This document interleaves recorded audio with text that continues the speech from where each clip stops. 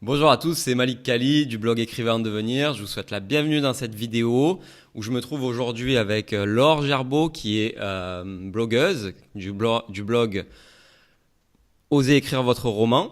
C'est ça, Laure? C'est ça.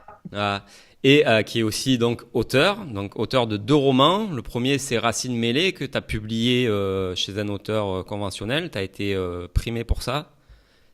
Tu as Ouais, gagné, c'est t'as ça. gagné un prix pour ce livre. Oui, et en même temps, on m'a publié. J'ai eu la chance d'être publiée, d'avoir le prix. Enfin, c'était un prix remis par Philippe Labro, donc il y avait tout un staff d'écrivains, de gens intéressants, d'artistes contemporains qui ont choisi, qui ont sélectionné le bouquin. Donc c'était assez valorisant, c'était sympathique. C'est des choses dont on voudrait qu'elles se reproduisent, tu vois. Mais ça Ouais, arrive une j'imagine. fois par vie en général. Voilà. Voilà. Ouais, et donc, si on se retrouve ici aujourd'hui pour cette interview, c'est parce que tu sors un deuxième roman, donc qui s'appelle Le Cheval de l'Irlandais. Et cette fois-ci, tu n'es pas passé par un éditeur, mais tu as choisi l'autopublication. Donc, et ce livre, il est sorti très récemment, donc là sur Amazon, c'est ça? C'est ça, exact. Ok. Et du coup, donc si on en vient un peu plus à ce roman, est-ce que tu peux nous dire un peu de quoi ça parle? Quelle est en fait l'histoire de ce roman? Alors, je vais pas dévoiler toute l'intrigue, Ouais, quoiqu'elle soit non, bien sûr. relativement simple. Mais en gros, on a deux personnages qui sont artistes. Il y a un acteur et cinéaste américain. De l'autre côté, il y a une écrivain française, parce que je voulais écrire un livre sur les artistes, donc autant parler de ce que je connais. J'aurais pu parler peinture aussi, mais là, j'ai choisi un américain cinéaste et acteur et une française écrivain qui s'exile sur une petite île grecque suite à plein de soucis que je ne vais pas dévoiler là, qui sont dans le livre. Mais Mhm. enfin, ils se reconstruire, ils ont envie de retrouver leur identité, ils se sont complètement perdus eux-mêmes, ils savent plus où ils en sont, il n'y a plus de bonheur, ils ont plus le feu sacré. Elle veut écrire un livre qui vraiment la satisfasse, elle n'y arrive pas. Et lui, il est carrément sorti de son milieu, qui est Hollywood, etc. Et ils vont là-bas pour se reconstruire. Ils vont se rencontrer, mais comme ils sont devenus très très coincés par rapport aux sentiments tous les deux, parce que bah, chat échaudé craint l'eau froide, hein, ils ont peur de tout, ils sont à un mauvais tournant de leur vie, ils vont se fuir, ils vont se voir, se rencontrer sans se rencontrer, enfin ils passent leur temps à se courir après sans oser se parler, comme des petits genoux, ce qu'ils ne sont plus, puisqu'ils sont à peu près là à 40, enfin, entre 30 et 40 ans, on va dire. Et c'est un cheval qui va faire le lien entre les deux. Tout ça, ça se passe sur fond de Grèce très, très sauvage, dans les années. Dans quelle année j'ai Dans les années Dans les années 80, par là. 80, ouais. Ah, et tu vois, j'oublie moi-même mon livre. Une fois qu'on a écrit un Ouais, ça livre, on en arrive. passe au suivant. Hein, c'est marrant, Ouais. espèce de réaction de l'esprit. Et puis il va avoir un espèce de thriller, une chasse à l'homme, pour des raisons bah, que je ne vais pas dévoiler ici. Mhm. Donc il y a une moitié qui est très psychologique du roman et une autre moitié qui est beaucoup plus dynamique, on va dire, où il y a davantage d'action, mais c'est toujours quand même des personnages qui sont tournés vers leur intériorité, puisque ils ont besoin vraiment de s'analyser pour se reconnaître. En Ouais. fait, un peu comme chacun de nous a traversé ou risque de traverser dans la vie une crise identitaire. Alors ça peut être à 30 ans, c'est souvent à 40 ans, ça peut être à 50, il y en a qui font une crise d'identité à 70 ans même. Hein. Donc ça raconte un peu cette crise d'identité et comment sortir. Elle est doublée de la crise d'identité propre à l'artiste dans le roman, c'est-à-dire qu'il y a à la fois la crise d'identité de l'être humain qui arrive vers la quarantaine et à la fois la crise d'identité de l'artiste. Est-ce que ce que je fais, c'est valable? Est-ce que ça vaut le coup de continuer? Ou est-ce que je laisse tout tomber? Mhm. Ouais, effectivement. Donc, moi, je l'ai lu, ton livre. Donc, déjà, chapeau sur le style, parce que je trouve qu'il est extrêmement bien écrit au niveau du style. Et j'ai remarqué qu'il y a beaucoup de thèmes. Donc, du coup, il y a beaucoup de choses artistiques. Il y a toute cette notion de voyage. Donc, le roman, il se passe en Grèce essentiellement, mais il y a aussi, tu parles beaucoup de la France, tu parles des États-Unis, parce que c'est de là d'où viennent tes personnages, donc quelque part en voyage. Et, Un peu d'Irlande, si. pardon? Un peu d'Irlande. Il y a un Ouais, peu il y a un peu d'Irlande d'Irlande, ouais. aussi. Ouais. Ouais, ouais, notamment les plats irlandais et tout ça. J'ai appris pas mal de choses. Et ouais, ça parle beaucoup donc d'erreurs du passé. Il y a aussi, je trouve, une notion de deuxième chance. Et du Oui, coup, je trouve ça vachement intéressant. Et le fait que le livre aussi soit vraiment tourné sur l'intériorité des personnages. Et ma question, c'est, enfin, je suppose que c'est des thèmes qui te sont chers. Bon, en plus, je connais un peu ton passé, carrément, oui. donc j'imagine bien que c'est des thèmes qui te sont chers. Et voilà, est-ce que tu peux, tu pourrais développer un peu sur ça, cet univers artistique, les voyages? Ben, les voyages, en fait, je suis tombée dans la marmite toute petite, hein, puisque j'ai vécu 14 ans en Afrique, j'ai vécu mon enfance en Afrique, donc forcément, j'ai vécu dans un milieu très très cosmopolite, Mhm. où les gens venaient de tous horizons. Moi, au collège, au lycée, j'étais avec des gens, je sais pas, j'avais peut-être 10 nationalités dans la même classe. Donc, ça te forge d'une certaine manière, d'une certaine façon, avec une certaine façon de voir le monde. C'est-à-dire que je dis toujours, je suis partout dans ma maison. Où que j'aille, je suis chez moi. Je pourrais demain D'accord. aller en Chine. Je pense que je serai très vite chez moi. On est à la Mhm. fois partout chez soi et partout pas chez soi, Ouais, je vois. paradoxalement. Tu vois, Ouais, toi je qui comprends vis à bien. New York et qui es français, etc., tu comprends ça, je pense. Ouais, ouais. Donc, je pense que le fait que ce soit toujours autour, comme dans Racine Mêlée d'ailleurs, qui se passe en Afrique de l'Ouest, qui est comme ça des personnages cosmopolites, c'est parce que j'envisage pas la vie autrement. D'accord. Le père de ma fille est marocain, par exemple. Mhm. J'envisage pas de vivre avec une seule culture, une seule manière de penser, une seule manière de comprendre, de voir le monde. Ça n'est pas possible. Pour moi, ça serait comme m'enfermer dans une prison. Mhm. Donc c'est vrai que j'ai écrit beaucoup d'autres livres qui ne sont pas publiés, que la majorité, dans la majorité, on bouge. Soit on va ailleurs, soit on rencontre des gens d'autres cultures, mais c'est rarement euh, qu'en France avec des personnages français. C'est très rare. Bon, ça, c'est pour répondre à la première question, parce Ouais, qu'en c'est. fait, il y a plusieurs questions dans ta question. Et l'autre chose, attends, c'était quoi? Qu'est-ce que ça concerne? Ben là, l'univers artistique. Ouais. Oui, l'univers artistique, c'est pareil. Je suis tombée dedans très très jeune parce qu'à 16 ans, j'ai quitté Casablanca pour aller à Paris faire les arts appliqués, métier d'art. Donc j'avais 16 ans quand je suis rentrée dans cette école-là. J'y suis restée longtemps puisqu'à l'époque, on y restait pas moins de 6 ans pour avoir son diplôme. Mhm. Ah, c'est Donc presque un doctorat. voilà. Après, j'ai refait d'autres études tout en travaillant, en étant prof de peinture, en faisant bon des tas de choses. J'ai été coloriste de prothèses aux États-Unis, entre autres, etc. Donc, tu vois, j'ai toujours Mhm. bougé. Et l'univers artistique, c'est ce qui me préoccupe le plus. J'étais très passionnée de cinéma, par exemple, quand j'étais jeune. Donc, c'est comme un retour de bâton d'avoir ce personnage qui est issu du cinéma. L'écriture, je l'ai toujours pratiquée, puisque je Mhm. l'ai pratiquée, j'ai commencé, j'avais 19 ans, je crois. Ouais, donc t'as Euh, commencé j'ai- il y a un moment.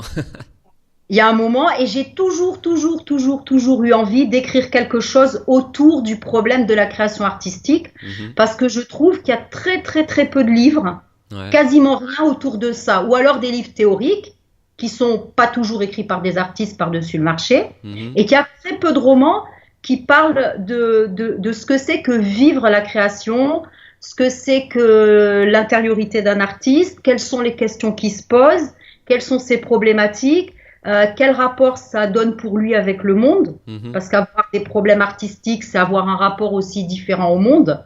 Tu vis un peu deux fois, toi qui écris, qui peins, tu vis un peu deux fois quand tu le sais, tu vis un peu deux fois quand tu es artiste. À la Ouais. fois, tu vis dans ta vie et quand tu remâches un peu pour sortir une scène ou autre, c'est un peu comme si tu vivais une deuxième fois. Mhm. Ouais, Tu j'imagine vois, bien. Ouais, je vois le truc, ouais. tu vois le truc. Je comprends. Voilà. Et la plupart des lecteurs qui ne sont pas créateurs, Mhm. je pense, s'intéressent à la question, mais ils savent pas ce qu'on vit puisqu'il y a très peu de livres. J'avais très très envie, donc quand je l'ai écrit, j'avais très envie d'éclaircir un peu ça, en tout cas de Mhm. donner des pistes de réflexion, en même temps d'en faire un roman parce que je voulais pas faire un truc théorique et lourd et bien chiant et machin. Et puis c'est pas mon truc. Moi, ce que j'aime, c'est écrire des belles histoires. Hein. Il y a une histoire Mhm. d'amour malgré tout, même si j'ai oublié de le dire tout à l'heure, mais ça semble évident. Et donc je voulais projeter tout l'univers de la création à travers les personnages. Alors, je sais pas si j'ai réussi ou pas, mais en tout cas, j'ai essayé de le faire. Voilà. Ouais, si, moi je l'ai particulièrement remarqué parce que bah, du coup, moi je peins un peu, donc j'écris des livres aussi. Et donc du coup, les deux personnages, ça m'a assez parlé parce que même les films et tout ça, j'imagine en fait le scénariste, le réalisateur, comment leur processus ils peuvent tourner. Mais c'est vrai que c'est intéressant d'avoir comment dire, des insights, tu sais, Ouais. ouais, maintenant je fais mon Des Jean-Claude petits Van Damme, éclairages. je retrouve plus les mots en français. Ouais, des petites vues en fait Ouais, de des leur éclairages processus comme quoi. ça. Ouais, C'est ça, ouais. Ouais, parce ouais. que c'est pas traité, c'est très très curieux parce que c'est étonnant qu'un écrivain ne traite pas de ça, mais il y a peu de choses. Mais Il y je a pense peu que de c'est choses. difficile, c'est un exercice difficile parce que Ah, j'en ai bavé, oui, je confirme. Confirme, oui. c'est peut-être pour ça il y en a pas tant que ça parce que je pense que c'est un exercice assez difficile de pouvoir restituer ça et notamment sur les écrivains parce que ça revient un peu à pas écrire un livre dans un livre mais enfin, tu vois ce que je veux dire? Il y a que ça. Oui, Ouais. c'est une mise en abîme. Mm. C'est ce qu'on appelait, nous, quand je faisais de l'histoire de l'art, quand il y avait un tableau dans le tableau, par exemple, le miroir qui renvoie le personnage, Ouais. on appelait ça une mise en abîme. Mm. Et là, c'est vraiment une mise en abîme. J'ai utilisé le même procédé, en fait. Tu as raison. C'est comme un roman dans le roman. Ouais. Et en plus, ça dévoile un peu ce qu'on est, ça casse un peu le mystère, Ouais, puis je pense quelque qu'il y part. a enfin, Ça les dévoile un artistes. peu. Ouais. Et je crois que tout le monde n'a pas envie de dévoiler les dessous de la cuisine, si tu veux. S'apercevoir que dessous, c'est pas toujours super clean, c'est Ouais. pas tout nickel chrome. Qu'il y a des moments de doute, des choses comme ça. Mais je pense que Énormément. même les artistes, ils se reconnaîtront dans ces choses-là. Et je pense que c'est bien aussi de temps en temps d'avoir ce genre de vision-là parce que on se sent moins seul et on voit que C'est c'est ça. des Il y difficultés avait ça. que tout le monde rencontre finalement et qu'on n'est pas Oui. seul à rencontrer ce genre de difficultés. Donc je trouve que voilà, je trouve que c'est intéressant et que c'est pas un exercice facile. Non, c'était pas évident. Donc franchement, c'est peut-être celui qui m'a donné le plus de fil à retordre. Mhm. Du reste, ouais. Et puis je pensais aussi, comme tu disais, les artistes, t'as les musiciens aussi. Ouais. T'as les danseurs, t'as les chorégraphes, t'as énormément de gens qui sont dans le processus de création. Ah oui, non, Et clairement. voilà, clairement. Et en fait, le monde les tient un peu à l'écart, tu sais, comme si c'était un peu des brebis galeuses. Hein, y a ce côté-là quand même. Bon, il y a le côté un peu, t'es artiste, t'es un électron libre quand même. Hein. Ouais. Ah, mais par définition, parce que tu n'utilises pas les mêmes zones de ton cerveau. C'est ça. La créativité et tout ça, t'as besoin d'avoir une vision du monde qui est différente de celle dans laquelle la plupart des gens vivent et se projettent, parce que justement, t'as besoin d'être un peu en dehors pour pouvoir être créatif. Enfin, moi, c'est ce que je pense. Mais Et je pense, ouais. Et du oui, coup, je pense que de facto, c'est pour ça que les artistes, ils sont un peu classés à part, même si c'est c'est pas ça. forcément justifié, mais voilà. Mais c'est comme ça, c'est une réalité, on peut pas y couper. Et ça aussi, je voulais le montrer un peu dans le roman, que c'était pas facile de s'intégrer à la société. C'est pas que les artistes veuillent pas s'intégrer, c'est plutôt que la société n'a pas trop envie d'avoir trop d'artistes. Parce qu'eux, ils font un Ouais, c'est effort pour possible. s'intégrer. Tu vois, ils font un effort. Puis il y a la notion de seconde chance dont tu parlais. Ouais. Et la notion de seconde chance, elle est valable pour tout le monde, qu'on soit artiste ou pas. Ouais, je Mais suis je voulais d'accord. donner ce côté, les gars, vous n'avez pas réussi tout de suite, mais c'est pas grave, il faut y aller encore, il faut être enthousiaste, et il faut continuer, et remets-toi 100 fois à l'ouvrage et n'abandonne pas. Et Mhm. ça, je voulais que ça soit dans le roman. Ouais, ouais. C'est très important de mettre un peu d'enthousiasme dans ce monde qui est complètement morose. Euh, je sais pas, mais bon, le 21e siècle a commencé quand même un peu en déprime, comme la fin du 20e siècle. Tu me diras, le début du 20e n'était pas rigolo non plus avec toutes ces guerres. Mais enfin, je trouve que le monde est un peu dépressif quand même. Donc j'avais envie aussi de dire, oh là, faut y aller, on bouge et puis on y va. Et puis tant pis, on se casse la figure. J'ai fait que ça toute ma vie, hein. Faut pas se hausser du col, hein. Moi aussi, j'ai fait que me casser la gueule. Mais l'important, c'est de se relever. Ouais. Non, mais ouais, C'est- je suis assez d'accord avec ça. Ouais, c'est un bon message. Puis de toute façon, ouais, c'est celui qui abandonne pas, il peut jamais perdre au final parce que voilà, personne gagnera contre quelqu'un qui abandonne jamais. Donc Bah, à je crois force, qu'il y a ouais, il y a la notion de persévérance et puis il y a le plaisir qu'on prend sur la route. ouais, Parce que s'il n'y a pas de plaisir sur la route, c'est pas la peine d'y aller non plus. ouais. Voilà. Je veux bien croire à la motivation, mais je crois surtout et beaucoup au plaisir. Et je crois que dans le Faut bouquin, apprécier le chemin. ouais, voilà, je crois qu'il y a cette notion du plaisir tout le temps dans le livre, surtout chez elle d'ailleurs, parce Mhm. qu'il y a de la sensualité. Tu disais le plat irlandais, elle aime bien bouffer, elle aime bien monter à cheval, elle aime bien la nature. Tu sens qu'elle est quand même pas venue sur cette terre pour s'emmerder, quoi, hein, parlons franc. Mhm. Lui aussi, tu sens que bon, il s'est vraiment éclaté quand il a fait ses films. Il les a pas fait pour le fric, il les a fait parce que d'abord ça lui plaisait. Ouais. Et, Non, mais et on le sent beaucoup plus heureux dans sa vie passée.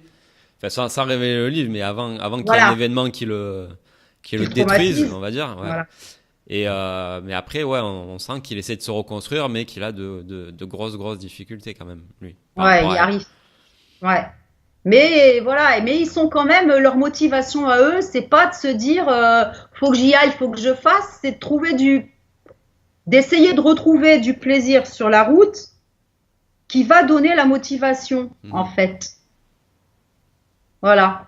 Ouais, ouais, non, mais Et je vois tout à voilà. fait. Donc, message d'espoir. Bah oui, oui, mais toujours, hein, parce que sinon à quoi ça sert? On fait quoi? Si on est là pour pleurer toute la journée, c'est plus la peine, quoi. Ah oui, non, c'est sûr.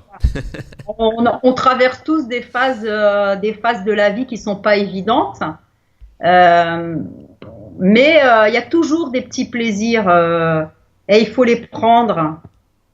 Il faut les prendre, faut s'abandonner à ça, quoi. On est Hmm. dans un monde très moraliste, très puritain, euh, très cadré, tu vois. Il faut rentrer dans des étiquettes, dans des moules, il faut être bien propre sur soi. Finalement, j'ai pas envie de ça, moi. Donc dans le bouquin, c'est pas comme ça que ça se passe, quoi. Mhm. S'il y a débordement, bah il y a débordement. Ouais. Et du coup, d'où elle t'est venue, en fait, cette idée,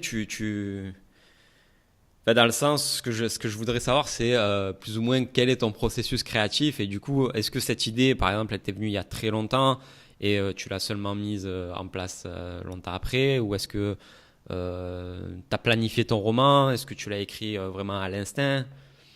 Tu vois, plan, inspiration, Alors, les ouais. idées. Ça fait Alors encore là, beaucoup de questions dans une question. ouais, mais je comprends parce que oui, en fait, Je pense que ça va c'est ça intéresser les gens. sur l'acte de création, quoi. Ouais. En fait, le truc qui s'est passé, qui va paraître complètement barge, je sais que c'est fou parce que ça s'est passé comme pour Racine Mêlée. C'est-à-dire que c'est un livre que j'ai écrit.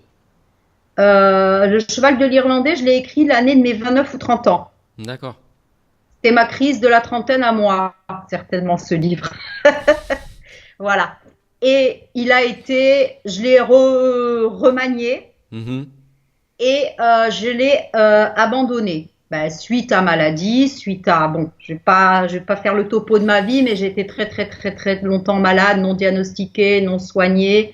Voilà, j'en suis sortie un an avant Racine Mêlée. C'est là que j'ai dit, ok, je reprends Racine Mêlée, je le sors des tiroirs et maintenant je consacre ma vie à la littérature, je monte un blog et plus rien ne m'arrêtera. Voilà, c'est à partir du moment où j'ai commencé à être soignée. Maintenant, je Ok. suis intégralement soignée depuis quelques mois. Donc, tous les autres, bim, ils vont tous sortir. Donc, ce que j'ai fait, c'est que j'ai repris le cheval de l'Irlandais et je l'ai réécrit. Mais je Mhm. l'ai pas réécrit structurellement. Je l'ai pas D'accord. réécrit au niveau de l'intrigue. J'ai fignolé le style. D'accord. Mais je me souviens que déjà au premier jet, c'est le livre qui m'a donné le plus de difficultés. Mhm. Je voulais trouver le joint entre, comment dire, la sensualité des personnages et leur côté intellectuel. D'accord. Parce qu'ils sont à la fois, surtout elle, très dans la sensualité et très dans pas la théorisation, mais on sent que c'est une intellectuelle, elle passe sa Mhm. vie à mouliner, elle s'arrête jamais de mouliner, elle voudrait bien s'arrêter un peu de mouliner, mais elle y arrive pas en fait, hein, et c'est difficile pour elle.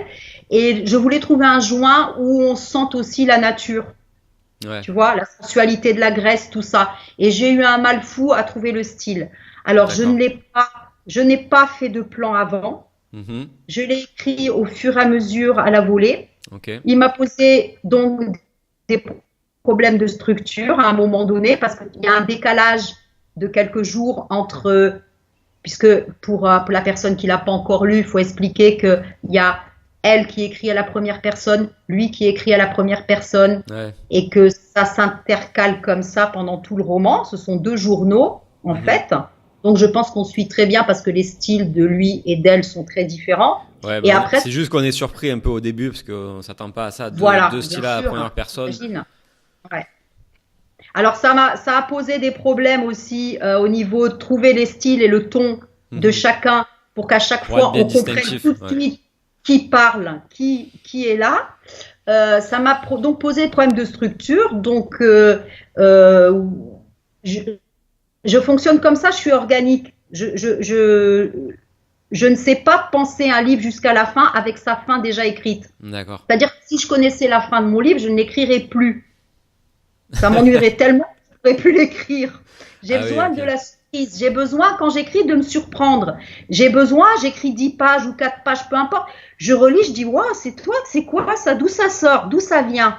C'est vraiment je suis exactement, en fait, comme l'héroïne du livre. C'est-à-dire que je travaille vraiment avec de l'intuition, de l'instinct et vraiment mon inconscient.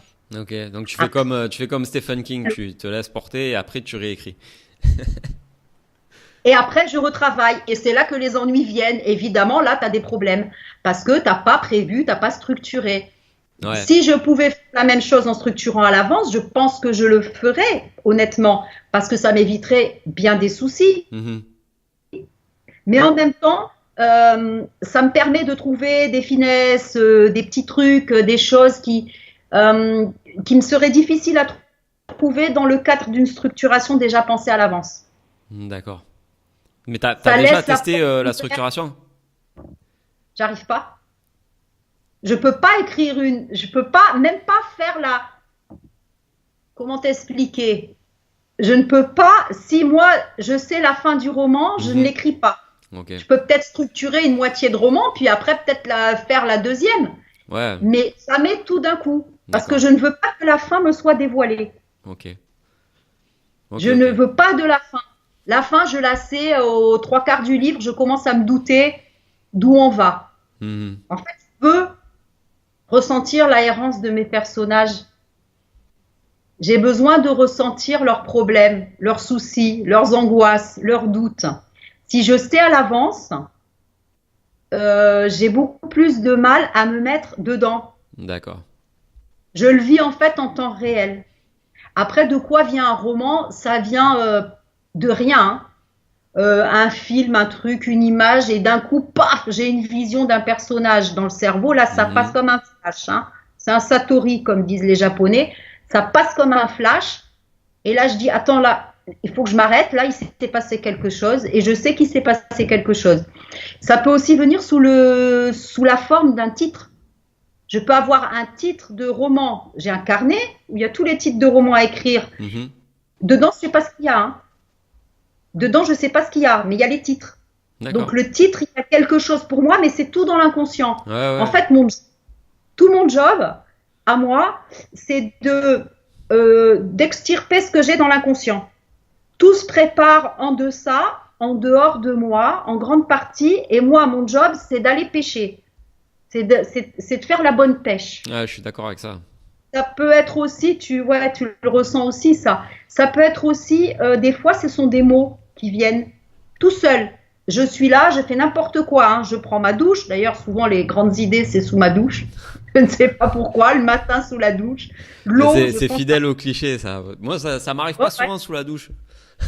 moi, très, très souvent. Je crois que c'est l'eau. Hein, c'est l'eau. D'ailleurs, il y a beaucoup d'eau dans ce livre. Hein. Dans le Ouais. Cheval de l'Islandais, tu sens la présence de la mer tout le temps, en fait. Elle est là, en contrepoint.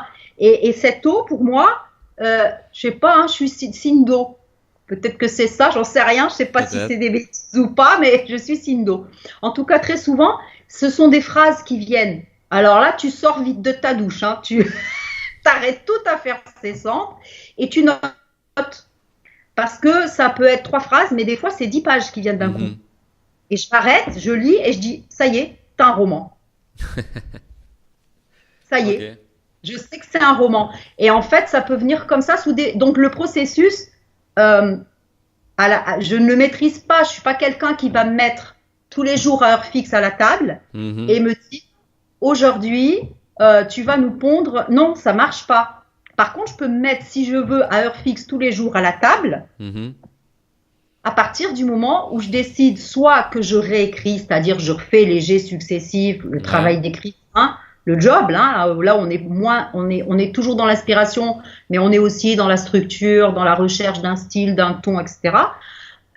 Ou alors je m'y mets en me disant, tu prends ce qu'on te donne et tu ne râles pas, tu ne te plains pas, tu ne cherches pas à avoir quelque chose de précis, tu prends ce qu'on te donne. Et tu as la petite voix, ding, ding, ding, ding, t'entends, là, c'est comme une voix, bing, bing, bing, bing, bing, bing, et là, ça tombe. Et là, c'est comme ça que j'écris mes livres, quoi. D'accord. Là, oui, là, ça fonctionne. Mais je ne me plains pas et je ne cherche pas à savoir si ce que je fais au moment où je le fais est de bonne qualité. D'accord. Ça, c'est après. D'ailleurs, tu le dis, toi, dans ton livre, où tu dis, mettez un temps entre votre premier jet, votre deuxième jet. Ah ouais, moi, je pense que c'est essentiel, ouais, parce que et ça un peu à ça, si tu veux. Faut que tu récupères une vision objective au moment où tu vas réécrire. C'est ça. Et c'est ce qui est pas le cas dans la phase où tu écris ton premier jet. Mais après, ouais. Après, moi, je fonctionne différemment. Donc, moi, je suis plus sur le plan, en fait. Parce que, en fait, moi, c'est ma seule manière de terminer mes livres. C'est d'avoir un plan. Parce que si je fais pas ça, en fait, je commence à écrire. Mais il y a des moments où je vais me retrouver bloqué. Tu vois, et des fois, quand tu arrives à, je sais pas, tu as écrit 50 ou 80 pages. Et là, tu te rends compte qu'en fait, ton histoire, elle est dans un cul-de-sac et que. Ou en fait, c'est mort. Bah, tu jettes 80 pages, t'as les boules. Ça fait râler, hein. Ah oui. Ah bah oui. T'as les boules. Donc, ouais. Donc, du coup, en fait, ce que je fais, c'est. Après, pour les idées, moi, c'est pareil. C'est des flashs. Des fois, c'est pendant la nuit, dans mes rêves. Des fois, j'ai des trucs qui me sortent. Donc, je me réveille et vite, je note. Ou par exemple, pas plus tard qu'hier, je faisais un truc, j'étais sur l'ordi et je regardais des vidéos sur YouTube, mais en mode. Je tombais sur n'importe quoi. Et d'un coup, il y a une idée qui m'est tombée dessus. Mais en vérité, c'était un truc auquel j'avais pensé il y a très très longtemps. Et bon, que je me disais un jour je le ferai, un jour je le ferai. Et là, bam, en fait, j'ai eu 2 fils qui se sont touchés dans mon cerveau. Et j'ai commencé à gratter sur le papier, j'ai commencé à gratter le gros des idées, tu vois. Et je sais que j'ai un roman en préparation avec ça. Voilà. Et là, je suis déjà en train d'en écrire un, donc pour l'instant, je le mets de côté, ça. J'ai noté l'idée, je la laisse de côté, et quand j'aurai fini le roman que j'écris là, je me mettrai à celui-là. Tu vois. Mais celui que j'ai là, que j'écris, ben c'est pareil, là, j'attendais d'avoir l'idée. Et après, ce que je fais, c'est que je structure mon idée. Et si j'ai le début, le milieu, la fin, tu vois, le gros des idées, tac, tac, tac. Après, je développe un peu. Et je crée mes scènes ou mes chapitres. Et une fois que j'ai ça, en fait, j'écris dans n'importe quel ordre. Tu vois, au gré de mon inspiration. Ah, tu écris dans n'importe quel ordre. Ah, ça, c'est intéressant. Alors ça, moi, pas du tout, tu vois. Moi, c'est linéaire. Et ouais, mais c'est... Du coup, parce que c'est par association d'idées. Et ouais, je sais. Et toi, t'es structurel et moi, je suis organique. Ouais. Ah ouais, c'est intéressant, ça. Après, oui, du coup, ça te donne cette liberté-là. Celle-là, je l'ai pas. Comme tu fais toi, du coup, tu es obligé d'être linéaire. Mais après, tu peux le passer outre dans la phase de réécriture, mais ça demande, je pense, des phases de réécriture beaucoup plus longues. Ouais, mais j'ai pas envie. Ouais, spontanément, je reviens à mon truc linéaire quand je réécris. Spontanément, je reviens à ce système-là, en fait. Ah ouais. Parce qu'à l'intérieur parce qu'il y a 2 choses, en fait, dans l'écriture. Il y a l'intrigue, il y a l'histoire en elle-même, il y a le ton, il y a le style. Et à l'intérieur de ça, il y a encore une écriture qui est celle des images, qui est celle des métaphores, qui est une micro-écriture, je dirais, à l'intérieur. Et pour celle-là, j'ai besoin d'énormément de liberté dans l'association d'idées. D'accord. Donc, c'est l'association d'idées qui va faire, je vais mieux visualiser. Il faut visualiser, il faut voir, il faut sentir. Enfin, ça dépend de l'écriture qu'on a. Hein. Chaque roman est différent. Mais pour Le Cheval de l'Irlandais, c'est évident que que c'est très visuel, quoi. Ouais. C'est Bah, c'est très visuel. il y a vachement de parfum aussi, je trouve. Il y a beaucoup de parfums, il y a de la nourriture, il y Ouais. a, Enfin, tu ouais, vois, des jouer odeurs, quoi, tu vois. C'est ça que je veux des dire. odeurs, voilà. Et pour ça, j'ai besoin comme ça c'est presque de l'écriture dans l'écriture. Ouais, ouais. Ah, je vois ce que tu veux dire. C'est difficile à expliquer, hein. Ouais, ouais. Ah, mais après, ouais, ça fait partie du processus créatif.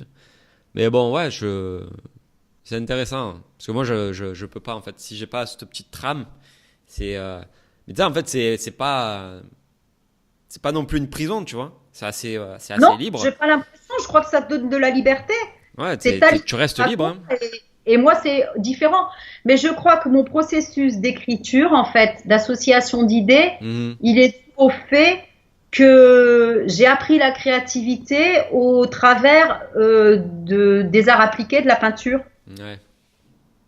De, j'ai appris au travers de structures qui étaient assez contraignantes, hein, Mhm. puisque, bon, moi, j'ai fait un BTS d'impression textile, en fait, de design textile, en fait, où tu apprends à faire, à créer des tissus, tu vois, des motifs, etc. Mais avant ça, j'ai traversé tous les ateliers. J'ai fait de la pub, de la com, j'ai fait du staff, j'ai fait beaucoup de modelage, beaucoup de dessins, beaucoup de peinture. J'ai fait ça pendant des années. Et on t'apprend à développer ta créativité. Et la créativité dans ces domaines-là, c'est très souvent par association d'idées et par Ouais. flash que tu l'as. Du coup, quand j'ai commencé à écrire, j'étais encore et toujours aux arts appliqués, hein. Mhm. Le processus naturel, ça, je me suis pas tellement posé de questions. Ça a été de suivre la même technique. D'accord. Au début, j'ai forcé mon cerveau. Je me suis mis des claques, hein. Au début, je disais, OK, tu sors rien là, tu vas rester devant ta feuille, hein. Tu dois rester 4 heures, tu restes toute la nuit s'il faut, mais tu vas sortir quelque chose. Et je me suis forcée, comme on se forçait à Olivier de Serres, on se forçait à sortir une idée, je te dis n'importe quoi, une affiche de film par exemple, etc. Donc je me suis forcée comme ça, les premières années, on va dire les 2 premières années, grosso modo. Et après, c'est devenu un processus naturel. Et en plus, comme j'ai commencé par la poésie, c'est vraiment, avant le roman, c'est vraiment une succession de sensations, d'émotions. On n'est plus du tout dans la théorie et dans la pensée avec la poésie. On est dans l'association d'idées. D'accord. Je viens de là, je viens de la poésie et pas du roman. Ça, c'est Je marrant, viens moi de la aussi. poésie. Ah ouais, toi aussi, ben voilà. Je crois que après, il y a des gens qui viennent de la nouvelle au roman. Moi, tu vois, nous, on vient de la poésie au roman, et je viens aussi euh, de la peinture, de la créativité en général, du modelage, de toutes ces choses-là. Donc, je pense que ça vient de là. Tandis que toi, tu as fait des études qui sont beaucoup plus structurées. Tu es chercheur, donc on t'a donné des cadres, je pense. Ouais, non, mais ça, c'est sûr. Plus que Mais derrière moi. ça, il y a quand même de la créativité aussi parce que, Oui, mine de bah, rien, cherche. faut imaginer les expériences, tu vois. Bah oui, Donc, mais toujours à l'intérieur de cadres. Moi aussi, c'était à l'intérieur de cadres, mais les cadres, ils sont moins serrés, je pense, que dans chercheur, t'as un rapport au monde, enfin, t'as pas le droit de te planter, quoi. Pas tellement, tu vois. ouais, non, enfin, Ça tu peut peux, être ouais, plus parce grave que, si tu fais une mauvaise affiche de film, quand même. Quoique, si le film est important, ça peut faire mal au producteur et au réalisateur, même aux acteurs. Mais tu vois, je pense que c'est dû à ça. Notre formation, je pense, on a beau vouloir être libre et des électrons libres, malgré tout, je pense qu'on a dû être influencé d'une manière ou d'une autre. ouais, c'est fort probable. Voilà, Ouais, enfin, bon faut y après, c'est réfléchir, vrai hein. que ça, c'est venu, ouais. Moi, j'ai fait comme toi. Enfin, j'ai commencé poésie, texte de slam, tu sais. J'écrivais des textes de slam. Et voilà, j'ai même fait quelques scènes ouvertes. Et en fait, de petits textes. Après, j'ai voulu passer à des plus gros et je commençais à vouloir écrire des romans, des essais. Sauf que j'ai mis longtemps à trouver comment faire. Tu vois, au début, j'essayais comme toi, tu vois, de manière organique. Sauf que j'arrivais jamais au bout. Ouais, c'est ça. Et en planifiant, Ouais, ça c'était. je finis systématiquement en fait. Donc, voilà. Ben ça c'est le gros avantage, hein. Hmm. Ça c'est le gros avantage. Ah oui, t'es certaine de terminer ton roman. Là, t'es Voilà. sûr. T'es sûr. Mais chacun a ses avantages et ses inconvénients. Moi, mon avantage à moi, c'est que je suis beaucoup dans le plaisir, je m'amuse beaucoup parce que je découvre à chaque Oui. fois. Voilà. À chaque fois, je suis là, oh, il a fait ça. Oh, mais où on va là? Alors, j'ai la petite angoisse de pas terminer quand même. Hein. J'ai attends, il m'amène où là? Je fais quoi? Comment? Voilà. Si tu veux, mes personnages me mènent par le bout du nez. Mhm. Ils me mènent par le bout du nez. Tu sais, tu entends des fois des écrivains dire ça. Ah Et oui, tu te mais dis à quel point c'est vrai. Moi, je peux te dire, ça peut être vrai à 1000%. C'est-à-dire qu'ils me mènent où ils veulent. Hein. Moi, je suis un pion et je suis bien gentiment. Voilà. ah, mais je comprends Voilà. tout à fait. Moi, c'est pareil. Hein, mes personnages, des fois, ils font des trucs que j'attendais pas. Et Oh. du coup, des fois, je change même l'histoire, tu vois, en cours de route, parce que Et oui, donc tu vois, j'ai un cadre, mais il est flexible. Mais et du coup, je change en cours de route parce qu'ils font des trucs que j'attendais pas en fait. Et à chaque c'est fois que le travail j'écris, de je notre sais. inconscient. Ouais, à chaque fois que j'écris, je sais pas ce que je vais écrire en fait quand je me mets. J'ai le gros de l'histoire, tu vois. Mais quand je me mets à écrire tel chapitre, bah, quand je commence, je sais pas ce qui va se passer, tu vois. Et Il y après, a le des chapitre il surprises. s'écrit et je me surprends tout seul, tu vois, dans l'écriture. Donc c'est ouais, C'est entre les c'est deux. entre les deux. Entre les deux, ouais, ouais, entre les deux. Hmm. Ah, mais c'est intéressant de voir les processus, les différences des processus créatifs. Comme quoi, tu vois, il y a pas une voie. Non, je crois qu'il y en a, en gros, il y en a deux, je dirais, quand même. Hmm. Structurel et organique en deux, en gros. Et puis, même à l'intérieur, il y a certainement des gens qui font encore différemment de ce qu'on fait nous. Oui, probablement. Qui ont leur petit truc, leur petite face, leur manière de gérer. Et je crois qu'il n'y a pas de vérité éternelle, quoi. Hmm. Il y a des individus et chacun se débrouille comme il peut, je dirais, parce que des fois, c'est pas évident, hein. Des fois, c'est pas évident. Ouais. Et donc là, du coup, tu disais, t'as d'autres romans sous le coude. Plein, plein, c'est effrayant. Effrayant. En fait, j'ai une vingtaine de livres, j'ai pas que des romans. Et je suis en train de les reprendre tous un par un. D'accord. Et en plus, il y en a des nouveaux qui me tombent. C'est-à-dire que depuis que je ne suis plus malade, Uh-huh. on est en 2018, on commence à peine. Ça fait quoi? 2014, 2013 que je suis moins malade. Et là, je suis plus du tout malade depuis fin septembre, début octobre. Donc après 20 ans de maladie, grosso Hmm. modo, hein, peut-être même plus, on ne sait pas quand ça a commencé vraiment. On va dire que depuis donc allez 2013, 14, 15, 16, 17, C'est 4-5 ans. ouais 4-5 ans, j'ai des nouveaux livres qui me tombent dessus régulièrement. D'accord. Et jamais j'ai écrit avec autant de facilité. Jamais. Jamais. C'est-à-dire que mes années de galère, mes années d'apprentissage, mes années à réécrire, etc. D'un coup, très étrangement, d'un coup, c'est derrière moi. Mhm. Par exemple, il n'y a pas cet été-ci, mais l'été d'avant, j'étais tranquille comme ça, bing, une phrase me traverse l'esprit. Je dis, oula, ça m'a fait comme un espèce de choc. J'ai dit, oula, où je vais? J'avais un beau carnet tout neuf. Tu vois, le truc un peu cher et tout. Bon, Mhm. tu vois, c'est pas le carnet, c'était pas du Clairefontaine, c'était un peu mieux que ça. Je dis, ok, allez, je l'ouvre et je commence. Il m'est sorti, je sais pas combien de pages d'un coup. Bon, après, je suis allée faire mes affaires. C'était l'été avec ma fille, on devait voyager, etc. Le lendemain, bing, la suite. Le surlendemain, bing, la suite. Alors, c'est pas un roman, donc c'est plus facile à écrire. Mhm. C'est un pamphlet. Mais enfin, le pamphlet, il fait quand même 200 pages. Je l'ai écrit en, je sais pas, un mois, tout cassé, un truc comme ça. Ouais. Et là, je le retape et j'ai qu'à le retaper. C'est-à-dire que quand je le tape, je fais les corrections en même temps. D'accord. Après, je vais relire, je vais faire les corrections. Et au lieu de faire 4, 5, 10 G, machin et tout ça, et de ramer et de souffrir, il n'y a plus rien. Ça tombe comme ça. C'est un truc. La première ahurie, c'est moi. Je te dis tout de suite. C'est comme une dictée. J'entends la voix et bing, Ouais. bing, bing. Jamais j'ai écrit comme ça avec autant de facilité. Donc oui, les années qui vont venir vont être hyper productives. Elles vont être comme je rêvais, À l'époque. comme pour moi ça devait être. Voilà, comme j'en rêvais quand j'avais 20 ans, quand j'avais 30 ans. Je rêvais de ça. Mhm. Je me suis battue pour ça parce que j'ai beaucoup travaillé, j'ai beaucoup réécrit. Il m'est arrivé de réécrire 20, 30 fois une même page avec un acharnement maladif, mais parce que je voulais un jour avoir la facilité à m'exprimer comme je le voulais. Et bizarrement, je pense que c'est parce que j'ai retrouvé aussi toutes mes capacités intellectuelles, parce que la réalité, c'est que quand tu souffres dans ton corps 24 heures sur 24, que t'es pas soigné, qu'en plus tout le monde te prend pour un con, alors qu'en vérité j'étais vraiment malade, hein. Tu n'as que 70%, 60% de tes capacités cognitives, hein. T'as pas toute capacité cognitive quand tu es dans la souffrance du corps, tu peux pas.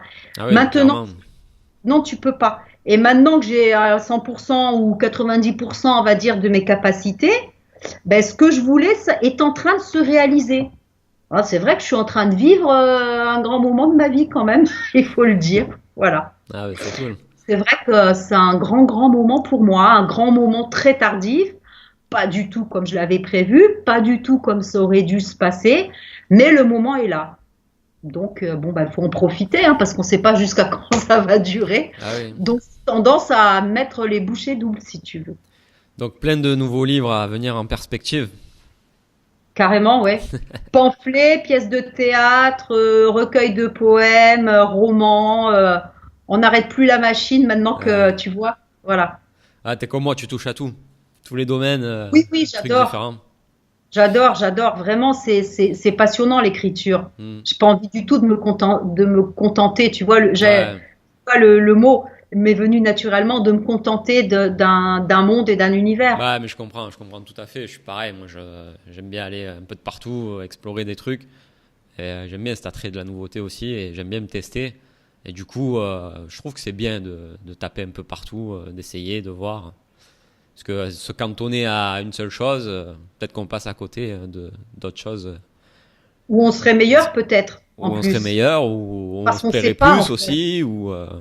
Voilà. C'est toujours bien d'explorer. Ouais. Ouais. Je suis On a des surprises. Hein. Le pamphlet m'est tombé, mais alors de nulle part, tu vois. 200 pages de pamphlet qui tombent dessus. Il y a toute une analyse, une critique de la société contemporaine et tout, mais c'est mon indignez-vous à moi, si tu veux. Ou mon Ô vous frères humains d'Albert Cohen à moi, ou mon Écoute petit homme de William Reich, quoi. En tout cas, c'est le mien. Ça m'est tombé dessus. Et ça, si j'avais pas ce côté, je prends ce qu'on me donne, je ne râle pas, je ne doute pas, je prends ce qu'on me donne, j'entends la voix, je prends ce qu'on me donne et je cherche pas à comprendre. Je prends parce que merci, gratitude que ça me tombe dessus. Je ne fais pas la fine bouche. Ça pourrait pas arriver. Et cette espèce de lâcher prise, j'ai essayé de le montrer dans le roman, ça, qu'il faut à la fois de la maîtrise et à la fois du lâcher prise, à la fois accepter ce que ton subconscient et ton inconscient te donne, et pas faire la fine bouche. Et voilà, il faut prendre. Et une fois que tu as pris, tu regardes, comme tu dis, tu prends du recul, tu attends un temps, tu regardes, et là tu fais appel à toute ta capacité de recul, d'intelligence, d'analyse, ta partie plus théoricienne, entre guillemets, on va dire, et tu regardes, est-ce que c'est un message complètement débile, là, que je passe? Est-ce que d'ailleurs c'est bien dit ou pas bien dit? Est-ce que je laisse tomber ou est-ce que je garde? Et si je garde, comment je rends ça meilleur? Ouais, non, c'est une logique de progression aussi que j'ai. Hein. C'est beaucoup une logique de progression. Non, mais je suis entièrement d'accord, t'as raison. Voilà. Mais moi, je le dis, de toute façon, je le dis souvent aussi, faut pas se brider quand t'écris, parce que justement, si tu commences à te brider, après tu vas couper ton inspiration, tu vas te couper, tu t'auto-censures, ça c'est pas bon, et voilà, ça se trouve, tu passes à côté de perles, alors qu'il vaut mieux mettre les choses, quitte à les retirer après, plutôt que de se brider, de s'auto-censurer, clairement. Et puis, c'est une logique de ne pas se censurer. Je crois que c'est vraiment dans une logique de progression. Je crois que la personne qui veut, moi je dis ça pour les débutants en écriture qui peuvent éventuellement nous écouter, la personne qui veut la perfection du premier coup, il y a une chance sur 1 milliard pour qu'elle l'ait. Et encore. Il faut être dans une logique de progression. Il ne faut pas se hausser du col et vouloir être merveilleux du premier coup. On n'est pas merveilleux du premier coup. Ou alors c'est parce qu'on a écrit des bouquins pendant 30 ans qu'on devient merveilleux du premier coup. C'est qu'on a un background derrière, c'est qu'on en a d'abord bavé. C'est normal d'en baver en écrivant. C'est normal de chercher, c'est normal d'avoir des doutes, c'est normal que ce soit difficile. Tout ça, c'est le processus normal. Faut pas se dire ah ouais, je suis nul parce que ça fait 3 G que je fais, c'est toujours pas bon. Ben non, peut-être que tu vas être obligé d'en faire 32 G. Alors commence pas déjà à te désespérer tout de suite parce que t'es pas au bout du chemin, quoi. Et tu vas jamais aller jusqu'au bout si tu commences comme ça. Moi, je pense qu'il faut avoir la logique de progression, petit pas par petit pas. Et il y a aussi se dire que c'est peut-être pas forcément le premier qui sera bon. Non, exactement. C'est une forme d'humilité, hein. C'est une forme d'humilité. Mais c'est la seule manière, je crois, d'arriver un jour à son résultat, quoi. Mais ça me fait penser à un des mythes que je vois qui est prépondérant dans le domaine de l'écriture en France. Parce que ça l'est pas dans l'univers anglo-saxon, donc c'est pour ça que je précise en France. C'est extrêmement chauvin comme truc. C'est de dire l'écriture, c'est où on a le talent ou on l'a pas. Voilà, c'est inné. C'est inné, c'est un truc. Il y a des faits qui se sont penchés sur le berceau à la naissance, les faits créatifs. Toi, tu seras écrivain. Toi, tu seras pas écrivain. Voilà, et c'est réservé à quelques élus. Donc ça, c'est un mythe que je vois passer souvent de partout. Moi, ça me choque. C'est un mythe qui fait du mal, hein. Ah oui, ça bride plein de gens, ça les empêche d'écrire. Ça casse les gens. Ah ouais. Alors, il y a une chose qui est vraie, c'est que le don existe. Pour moi, le don existe. Je te dis pourquoi, pour ce que de mon expérience. Ça fait 30 ans que j'enseigne de la peinture, du modelage, du dessin. Tu as des gens qui sont meilleurs que d'autres. Ils ont une meilleure vision dans l'espace, ils voient mieux les proportions, ils mémorisent mieux ce qu'il y a, ils arrivent mieux à faire le geste. Ça va plus vite. Il y a des musiciens qui ont l'oreille absolue. Oui. Et il y a d'autres qui l'ont pas. Le don existe. Mais qu'est-ce qu'un don, si ce n'est une sale manie, hein? Je crois que c'est Brassens qui avait dit ça, si tu ne travailles pas, c'est rien un don. Un don pas travaillé, on n'en fait rien. Même pire, comme il n'est pas entraîné, il va disparaître. L'oreille absolue, elle va peut-être disparaître. La capacité au langage, au verbal, à l'expression, elle va peut-être disparaître. En revanche, celui qui commence peut-être petit et qui n'a pas tous ces dons-là, mais qui cravache et qui travaille pendant des années, il va peut-être aller plus haut que l'autre qui avait le don au départ. Exactement. À quoi ça sert d'avoir le don si on ne bosse pas? Ça ne marche pas non plus. Ça marche peut-être pour une personne sur 1 milliard. Exactement. Mais c'est rarissime. Donc, il ne faut pas se hausser du col et penser qu'on fait partie de l'élu du siècle qui va être le Voltaire, le Rousseau, le Aragon. Non, il faut partir petit et se dire, bon, j'ai peut-être un petit don, ou j'en ai peut-être pas vraiment, mais j'adore ça, j'ai envie d'y consacrer ma vie, mon temps, etc. et cravacher, quoi. D'ailleurs, toi, tu as créé une formation pour écrire, hein. Bon, moi aussi, j'en créerai une un jour, mais on ne dira pas les mêmes choses, elle sera différente obligatoirement parce qu'on est différent. Ça, c'est obligé. Mais, par exemple, ça, c'est très mal vu en France. Très mal vu. On est des vilains petits canards. Ah, c'est un domaine artistique, donc forcément, il y a des divergences. Alors, moi, j'ai fait les arts appliqués. On m'a pas dit, on peut pas apprendre à peindre et à écrire. Tu vas apprendre à peindre et à écrire, va dans une école, passe un concours, rentre aux arts appliqués, va au Olivier de Serres, fais ton truc. On m'a pas dit, c'est impossible, c'est un don où il y a rien. Par contre, en écriture, en France, on sait pas pourquoi, il y a une interdiction là-dessus. Ouais. Alors qu'il y a des beaux-arts en France. Il y a des arts appliqués, il y a des écoles d'art. Quand tu veux apprendre à être acteur, qu'est-ce que tu fais? Tu vas voir, je sais pas, Jean-Laurent Cochet. Je sais pas, tu fais du théâtre. Ouais, il y a des écoles de théâtre, ouais, bien sûr. Par exemple, le cours Florent à Paris, qui est très réputé. Mais l'écriture, alors là, l'écriture, c'est interdit. Ou t'es bon ou t'es mauvais, t'as pas le droit de t'améliorer. C'est ça. Mais au nom de quoi? Au nom de quoi on n'aurait pas le droit de s'améliorer? Qui a décidé de ça? Qui a décidé de ce truc? Moi, je me demande même, tu vois, si c'est pas un très vieux truc installé par le milieu littéraire, les éditeurs et tout, pour protéger un petit fief bien germano-pratin dans lequel on rentre pas. Tu vois, eux, ils ont la science infuse et puis nous, on est des cons, quoi. On est des ignares. Si tu me demandes à moi, je vais abonder dans ton sens parce que. Ouais, et en plus, ce qu'il faut savoir, c'est que. Parce que tu es d'accord avec lui. C'est que les gens, ils considèrent les maisons d'édition comme le Saint Graal et tout ça, mais ce qu'il faut savoir, c'est que les maisons d'édition, elles n'existent pas depuis si longtemps que ça aussi. Elles ont 2 siècles d'existence, même pas. Ouais. Oh, un peu plus, les premières vers le 18e, mais Ouais, j'aurais dit 1800 et des bananes, mais ouais. juste après l'imprimerie, hein. Hmm. Donc, Mais c'est pas non plus un pas, truc. pas les mêmes tirages, évidemment. Tu penses bien, avec les petits caractères de plomb qu'il fallait aligner, c'était pas pareil, hein. Ouais, mais Mais clairement, les, je les crois que c'est le écrivains. milieu intellectuel qui a phagocyté tu vois, Hmm. c'est le milieu intellectuel germano-pratin qui a phagocyté le milieu. Parce qu'avant ça, les auteurs vendaient eux-mêmes Oui, leurs œuvres. oui, Et les gens, ils ont tendance à l'oublier, ça. Et les maisons d'édition, elles sont là depuis que un certain temps, et c'est pas non plus, voilà.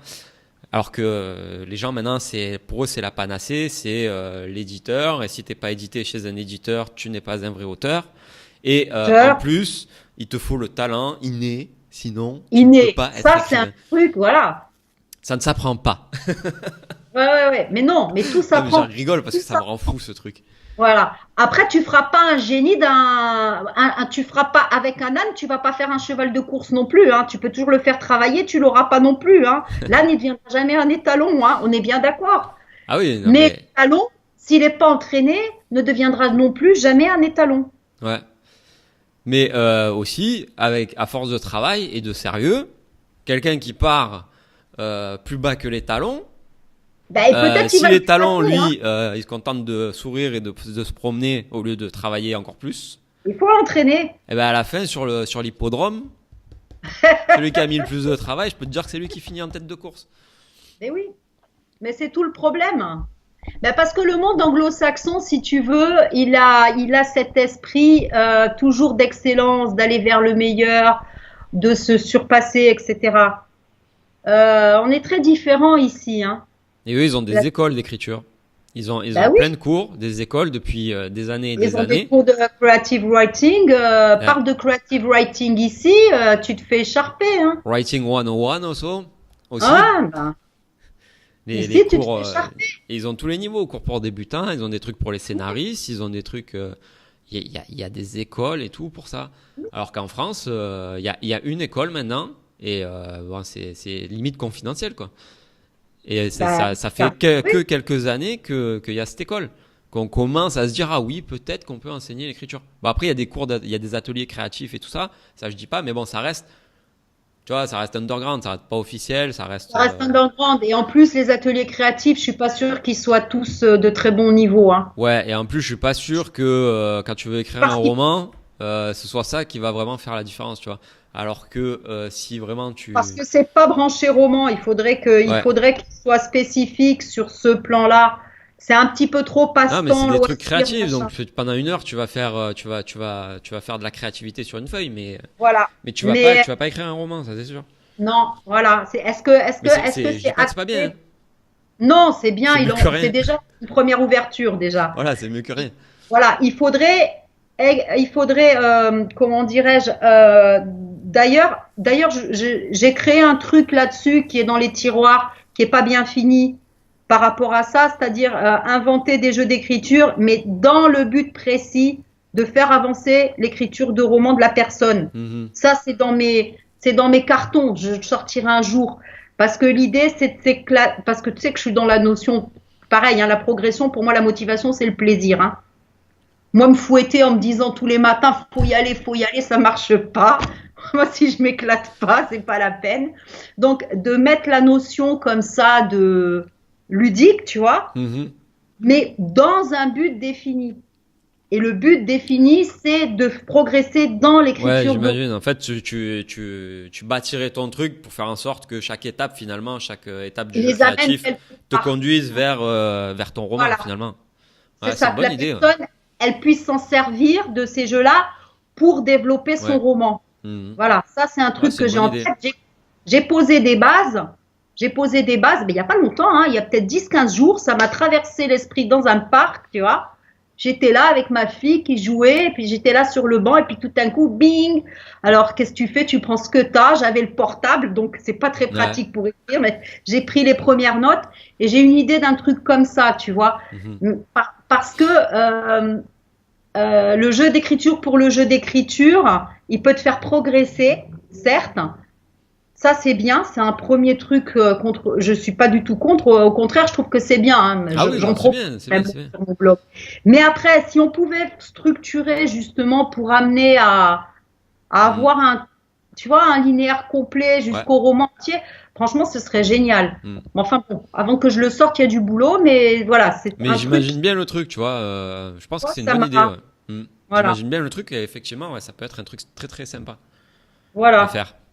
Mm. Ouais, bah ça m'a traversé l'esprit l'autre fois. Ben voilà, tu vois, c'est comme le roman, t'es là, tranquille, t'es Ouais. pas du tout pensé à ça, puis tout à coup, il y a un scud qui te traverse le cerveau, et tu dis, mais attends, là c'est bon, là, il faut noter parce que je vais l'oublier. Alors, je sais pas comment tu es, mais moi, je note, Ah non, mais moi j'oublie je suis pareil, systématiquement, et je recommande aux gens qui me suivent à ou tout le temps qui aussi. sont dans ma formation, je leur dis de prendre des notes systématiquement. Donc soit avoir un carnet de notes sur eux, soit maintenant on est dans une ère technologique, donc il y a les smartphones, il y a les trucs comme Voilà, ça. c'est ce que j'ai Par fait exemple parce que j'avais ça. Evernote Voilà. sur l'ordi, Hmm. sur le portable, et hop, on prend les notes et tout ça. En plus maintenant il y a moyen de synchroniser ça avec l'ordinateur, tout ça, tout ça. Donc moi je fais pas ça, moi je suis à l'ancienne. Moi non plus, je suis une vieille de la vieille, Ah, mais je regarde si tu je l'ai sais comment je pas. les récupère, les notes? Je me les envoie en mail. Ouais, bah moi je fais ça Je me aussi. casse pas la tête, je me les envoie en mail. Et après, j'ai plus qu'à les remettre sur Word où je veux. Et j'ai un mini carnet de notes comme ça, qui est dans ma poche, toujours avec un stylo. Mhm. Et si j'ai des idées, je les note. Ouais, faut le Donc faire, ça, hein. ouais, ça c'est important. Faites-le, Alors, hein. Je sais pas qui nous écoute, mais faites-le, hein. ouais. Faites-le. Et en plus, les idées, elles arrivent jamais au bon moment, donc au bon endroit. Donc vous êtes toujours en train de faire quelque chose qui a rien à voir. Très Donc, bon, souvent. ouais. Et quand, par exemple, moi, quand j'ai des idées sur mon labo, sur mes manips, sur mes expériences et tout, eh ben, je suis jamais dans le labo quand je les ai. Je suis toujours à l'extérieur. Et Mais c'est pas un pareil, hasard. ouais. Et C'est pas un quand j'ai hasard. des idées sur mon livre, ben, ça, par contre, ça vient vraiment de n'importe où. À Central Park, dans mon lit, dans des rêves, Ouais. ou alors quand je me balade, Et enfin, à des moments inopportuns, quoi. je crois que le fait de se détendre, Hmm. c'est ça qui amène l'idée. Ah C'est oui. ça qui décompresse le cerveau, qui dézippe Non, mais ça, le c'est très fichier. important, ça. Hmm. Donc, de s'aérer et penser à autre chose et arrêter de penser à ça, eh ben, ça permet justement que ça arrive. Quand on est Ouais. crispé, crispé, crispé, il n'y a plus de créativité. Ah, mais c'est un peu une danse avec le subconscient, parce que Oui, c'est lui, en fait, oui, qui fait tout le boulot. Donc après, il y a même moyen de le c'est ça. diriger un peu. Donc faut lui poser les bonnes questions, faut l'amener à trouver des trucs, faut penser à des choses. Et après, faut le C'est laisser ça. mouliner. Et à un moment donné, dans un moment qui aura rien à voir, il va sortir la réponse. C'est ça. En fait, c'est lui qui bosse en vérité. Et nous, comme tu disais tout à l'heure, on a juste à extraire, On va à la pêche. euh, ouais, on a juste à extraire les On a- données finalement. Ce qu'on apprend Et à c'est ça faire, le c'est boulot. aller à la pêche. Mais, On apprend à aller à la ouais. pêche. Mais c'est tout ce Et qui est en dessous qui travaille en vérité. oui.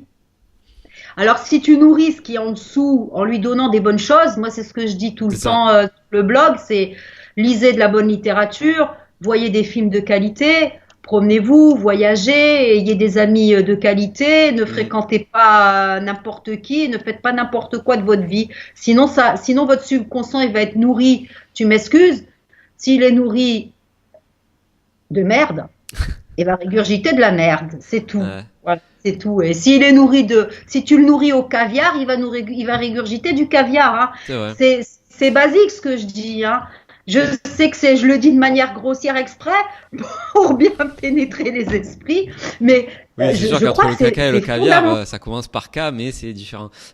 L'image, Voilà, elle est très très différente. c'est pas la même chose à l'arrivée, C'est pas quoi. pareil. Et ouais, c'est pas pareil. Bon, par contre, lire de mauvais livres, moi, je le recommande aussi à petite dose, parce que c'est bien de voir ce qu'on veut pas. Au début, oui. Ouais, Après, quand on a vieilli, moi je dis il faut carrément éliminer. Moi j'ai éliminé. Quand un truc me plaît plus, maintenant je le vire, mais direct. ouais. Moi je me sens vieillir, j'ai plus de temps à perdre. Là j'ai des dizaines de bouquins à sortir, je sais même pas si. Donc j'ai plus de temps à perdre avec des foutaises.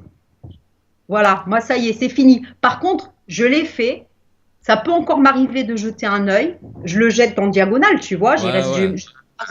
m'appesantis pas. Mais c'est quand même bien de savoir ce qui se fait autour de soi et pourquoi on veut pas le faire et regarder surtout ce qu'on veut pas faire. Hmm. Comme ça, oula, ben non, ça me plaît pas. Moi, ça, c'est un truc, je le ferai jamais.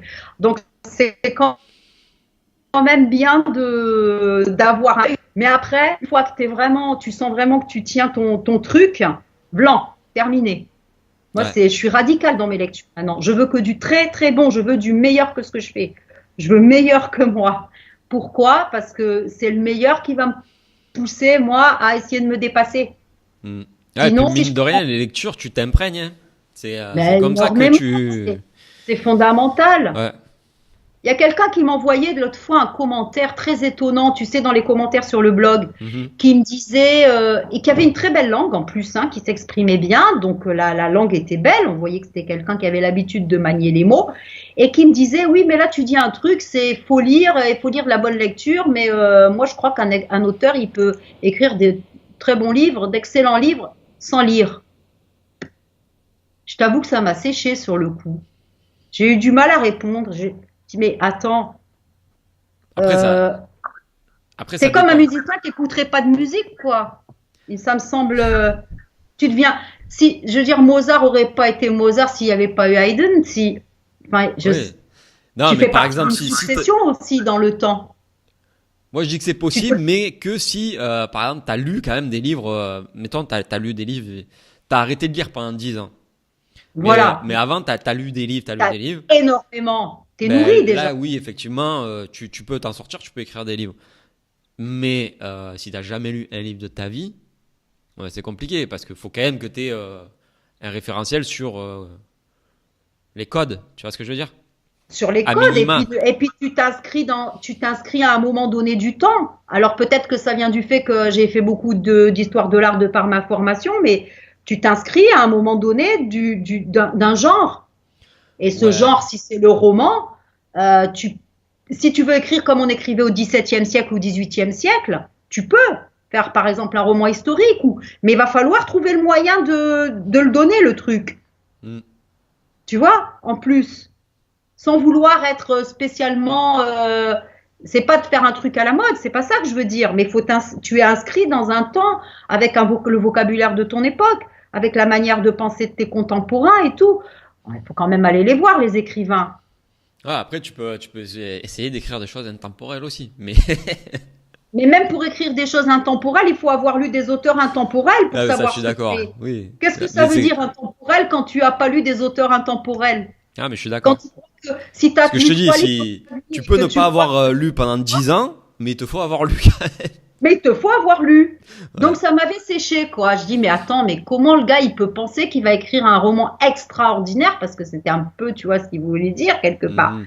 si il n'a pas déjà lu des romans extraordinaires, sur quels critères se base-t-il Pour pour savoir si c'est juger, extraordinaire. pour savoir que c'est extraordinaire? Tu vois? Mhm. Ouais, non, mais c'est. Ouais, c'est vrai que c'est marrant.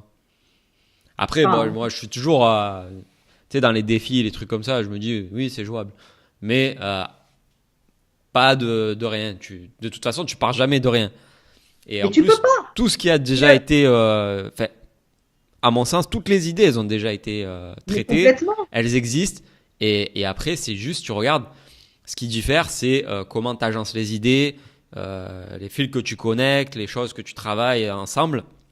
C'est ça. Mais toutes les idées, si tu les prends une En par une, que soi. tu découpes, en soi, toutes les idées, elles existent déjà. Tu Mais vois. bien Et sûr. tu fais que t'imprégner de choses qui ont déjà existé pour justement après pouvoir créer tes propres choses à partir de ça. Mais il te faut toujours de la matière.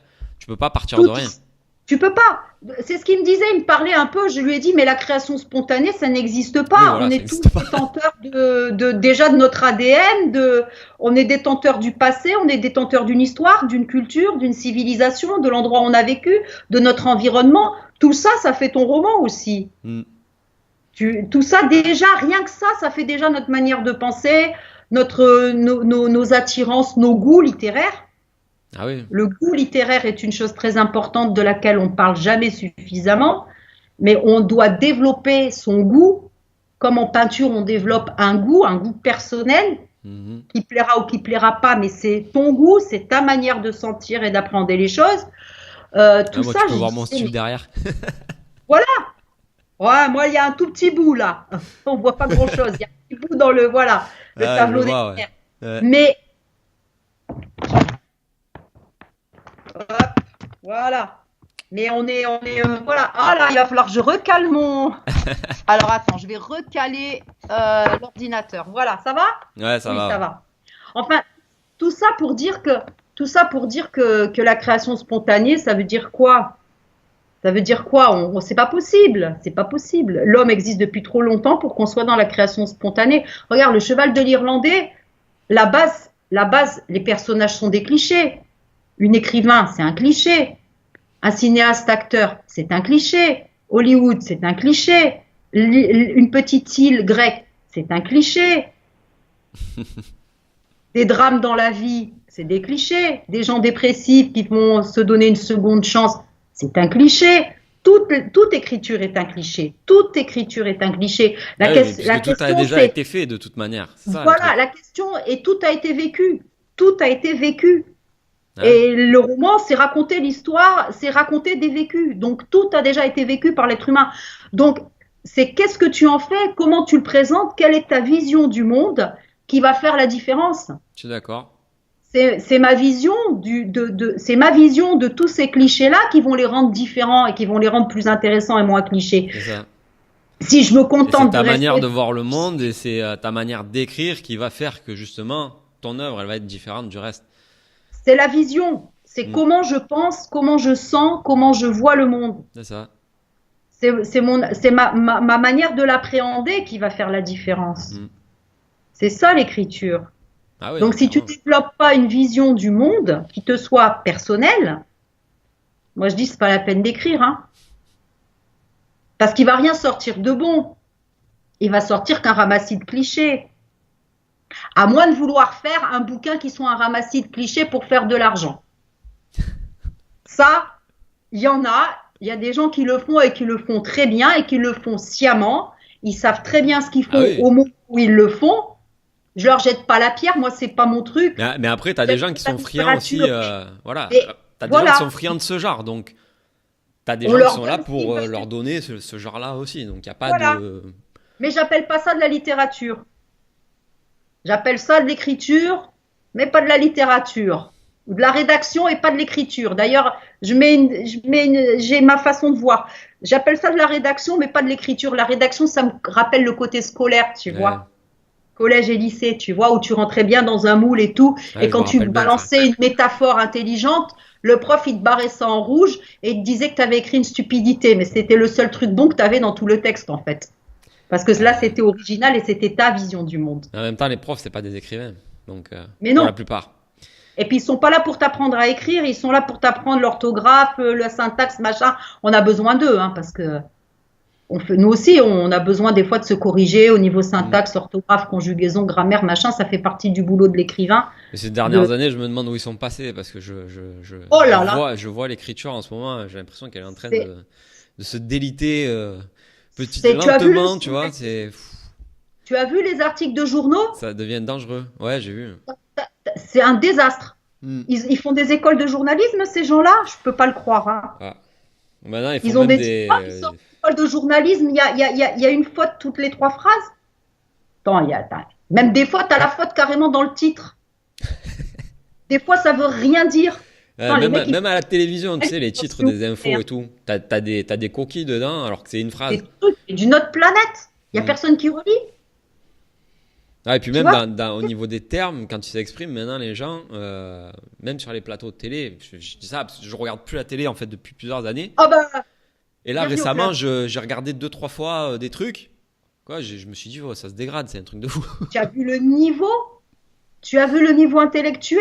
Mais en plus, quand Mais t'as fait un break de plusieurs années, que tu reviens, tu sais, tu vois la différence. ah non, mais Tandis que c'est si t'es choquant. dedans, tu sais, tu vois pas le truc se déliter petit à petit. Ça fait plusieurs années que j'ai pas allumé le poste de télé. Je l'ai pris pour ma fille. Ma fille, ça fait 2 ans, je crois à peu près, qu'elle le regarde même plus. Mm. Les seuls moments où on s'en sert, c'est quand on branche le truc YouTube qu'on a choisi nous, qui est Ouais, ouais. intelligent, ou à la limite le Netflix pour avoir le grand écran. Mais je ne veux plus supporter leur publicité, je ne veux plus supporter leurs informations, je ne veux plus supporter la grossièreté de leur... C'est des interviews, ces trucs où on invite des gens qui sont intéressants pour les insulter en public. Ouais, je pense que ton pamphlet, il va, il va envoyer du Ah, lourd. il envoie du lourd, hein. Je peux te dire que je balance, hein.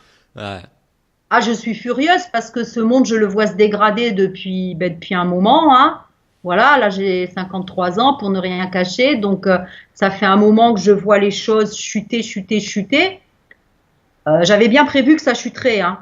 J'ai compris très jeune, hein. Ça n'a pas été compliqué pour moi parce que venant de l'étranger, j'avais un recul que la personne qui vit dans le même pays peut pas avoir. Donc mathématiquement, j'avais plus de chances de comprendre.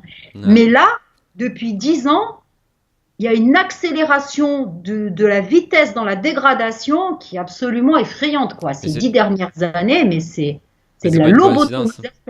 C'est pas une C'est coïncidence. devenu. Ouais, la télé si tu est regardes devenue. avec l'arrivée de plusieurs choses concomitantes, je citerai pas, je dirais pas ce que c'est, mais moi je vois très bien le truc. Et en fait, c'est normal, c'est fait C'est pour, normal. c'est fait exprès. On est en train d'abêtir la télévision qui aurait pu être un merveilleux instrument de culture et d'éducation des masses, en fait, est devenue un laboratoire à rendre les gens très, très cons, très, Ouais. très vulgaires et très, très bas dans leurs instincts, dans leur, voilà, du jour de la première, voilà. Du coup, c'est d'autant plus important de lire des livres par les temps qui courent, n'est-ce pas? Merci, Malik. Écoutez-le. Exactement. Et des bons livres, hein. Ouais. Et du Pas coup, les dernières niaiseries du dernier youtubeur à la mode, hein. ouais. S'il vous plaît. Et du coup, pour en revenir à ton roman, donc tu l'as auto-édité. Donc, t'as fait ce choix. T'avais un éditeur avant, mais t'as fait le choix de t'auto-éditer. Non. Je n'ai pas fait de choix, Malik, hélas. Je t'explique. Enfin, hélas ou pas hélas, d'ailleurs. C'est à voir. Je t'explique. Quand j'ai été éditée chez l'éditeur donc que j'ai eu, qui était un éditeur parisien, qui avait 30 ans de carrière derrière lui, qui est un bon éditeur, l'éditeur, il a fait faillite 2 ans après. D'accord. Jusqu'à ce jour, je n'ai pas encore pu récupérer mes droits d'auteur sur mon livre. Ok. Si j'arrive à le faire un jour, je le rééditerai moi-même, bien sûr. Qu'est-ce que j'ai fait? Donc j'avais un prix littéraire, quand même pas mal, etc. Tout ça, tout ci, tout ça, Philippe Labro, tout ça. Bon, qu'est-ce que j'ai fait? J'ai remué ciel et terre pour publier le 2e, le 3e, une pièce de théâtre aussi, etc. Qu'est-ce que j'ai encore? Un autre, enfin bref, plusieurs livres, peu importe. J'ai envoyé, j'ai envoyé. Alors j'ai eu des réponses du genre, comme on a tous reçu, c'est-à-dire la lettre type dont on n'a rien à cirer, qui fait 2 lignes et qui dit que ça ne correspond pas à la politique éditoriale de la maison d'édition, vrai ou faux. Et puis j'ai eu 2-3 lettres un peu plus sympathiques de grandes maisons qui me disaient votre truc il est bien, il est vraiment pas mal, hein, mais c'est pas pour nous. Ok. Mais moi ça m'aide pas ça, hein, tu vois. Et ouais, le problème c'est ça, c'est que Et bon, voilà. tu Donc, connais pas forcément les raisons derrière. alors j'ai dit, est-ce que je continue comme ça? Puis j'ai dit finalement, tu as monté un blog, tu as une audience, il y a des gens qui s'intéressent à ce que tu fais, tu as un début de communauté. Pourquoi tu vas continuer à ramer auprès d'éditeurs qui, de toute évidence, n'ont pas lu à 98% le livre que tu as envoyé parce qu'ils sont submergés? Tu vois, plus de 6000 manuscrits chez Gallimard, tu vois, chaque année. Donc, ils lisent plus, ils peuvent pas. Il faut être raisonnable, ils peuvent pas. Mais en fait, il y a plusieurs tris qui s'opèrent dans la maison d'édition. Il y a le premier tri où ça dégage. Et qui le fait, ce premier tri? Des étudiants qui ont pas lu 3 livres, des gens, tu vois, j'ai regardé un peu. C'est pas Jojo la manière dont il se fait le tri. Ah hein. oui, non, mais je sais, je discutais avec des gens de chez Gallimard et d'une autre maison d'édition à Paris, à l'époque où j'étais à Paris, et ils m'ont expliqué de A à Z le fonctionnement. Mais tu pleures, hein? Ah ouais. On discutait de ça dans un bar, parce qu'on était en mode informel, hein. On discutait dans un bar. Ouais, voilà, c'est là que tu sais les vraies choses. Voilà, hein, c'est là que tu sais les vraies choses. Voilà. Et quand tu vois comment c'est fait, ça fait peur. Ben moi, ça a été avec une directrice, ce qu'on appelle une directrice maintenant, tu sais, d'édition, c'est-à-dire quelqu'un qui s'occupe d'une collection chez Actes Sud, je crois. Et pareil, hein, elle m'a confirmé tout ça. Elle m'a confirmé tout ça. Pareil, c'était informel aussi, tu vois, au bord d'une piscine dans le sud, tranquille. Donc, vraiment Ouais. décontracté. Elle m'a confirmé le truc. C'est là où tu as Donc, les vraies je me infos, de suis toute façon. dit, c'est là que tu as les vraies infos, tu vois. Et en fait, je me suis dit, ou tu continues comme ça, tu vas encore envoyer, dépenser de l'argent, de la photocopie, du truc, du machin. Et puis, peut-être tu vas Ouais, y parce que ça arriver a un un jour, coût. et dans combien d'années? Soit en attendant, tu te sers de l'auto-édition. Peut-être qu'il t'arrivera quelque chose de bien. À ce moment-là, tu seras repéré, ils viendront te chercher.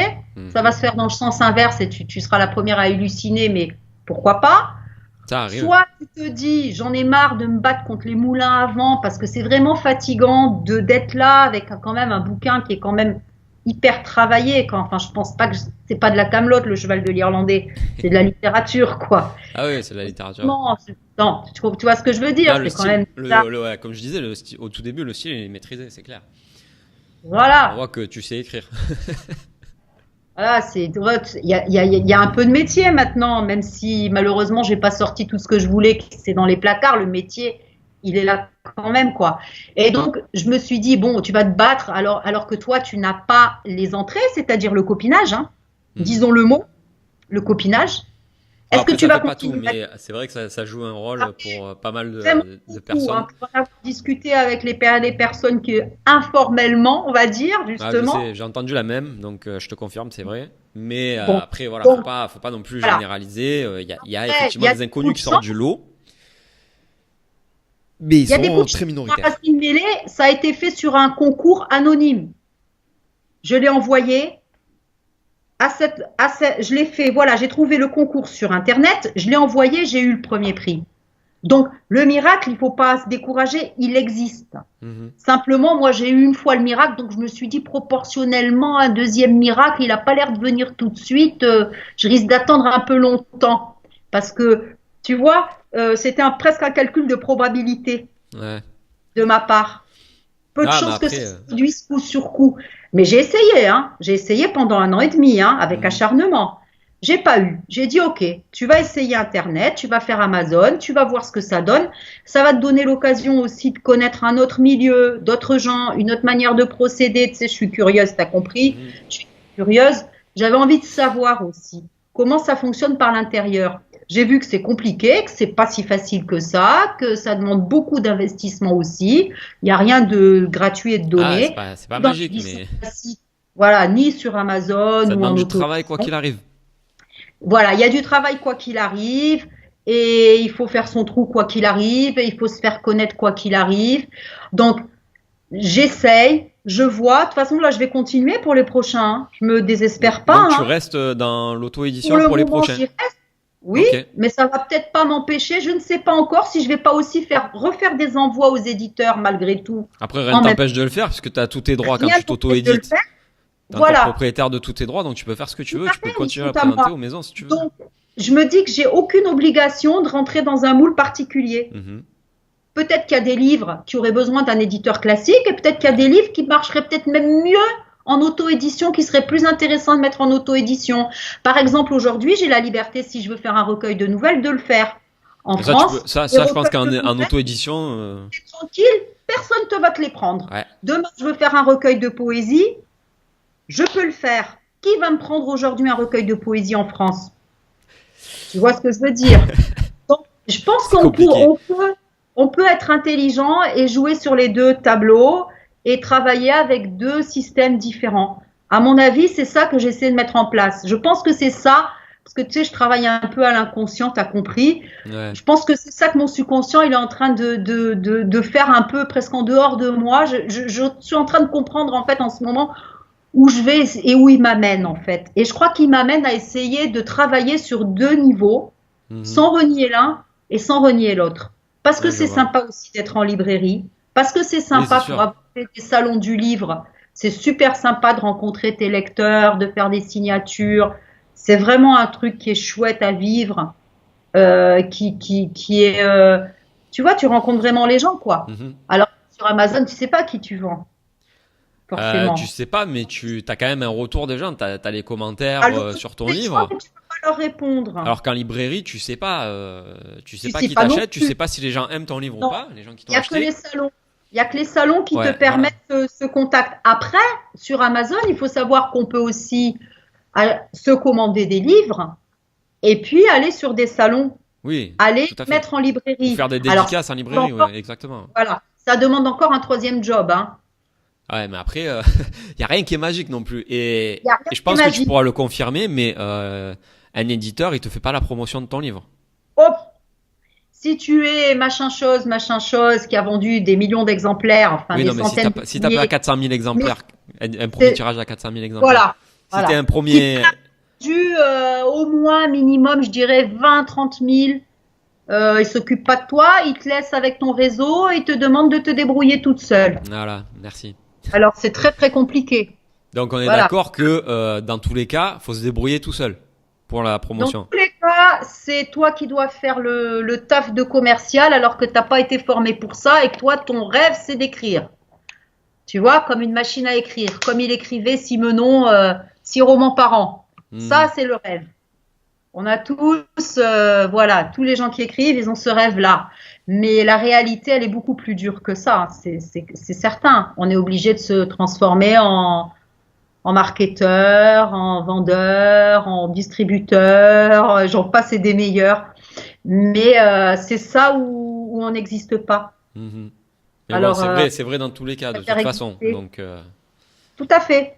Donc moi, je me dis, pourquoi ne pas jouer sur les deux? mhm. Pourquoi ne pas essayer de travailler sur deux niveaux? Ouais, je suis Parce que ce d'accord. que j'ai remarqué, c'est que les gens travaillent sur un niveau ou sur l'autre, comme si l'un excluait l'autre. Mhm. Je vois jamais personne travailler sur les deux niveaux. J'ai remarqué ça Enfin, dernièrement. enfin, c'est vrai d'un côté que si t'es édité, forcément tu exclus l'auto-édition parce que Non, tout t'as plus de dépendra de droits. l'éditeur. Tout dépendra de l'éditeur.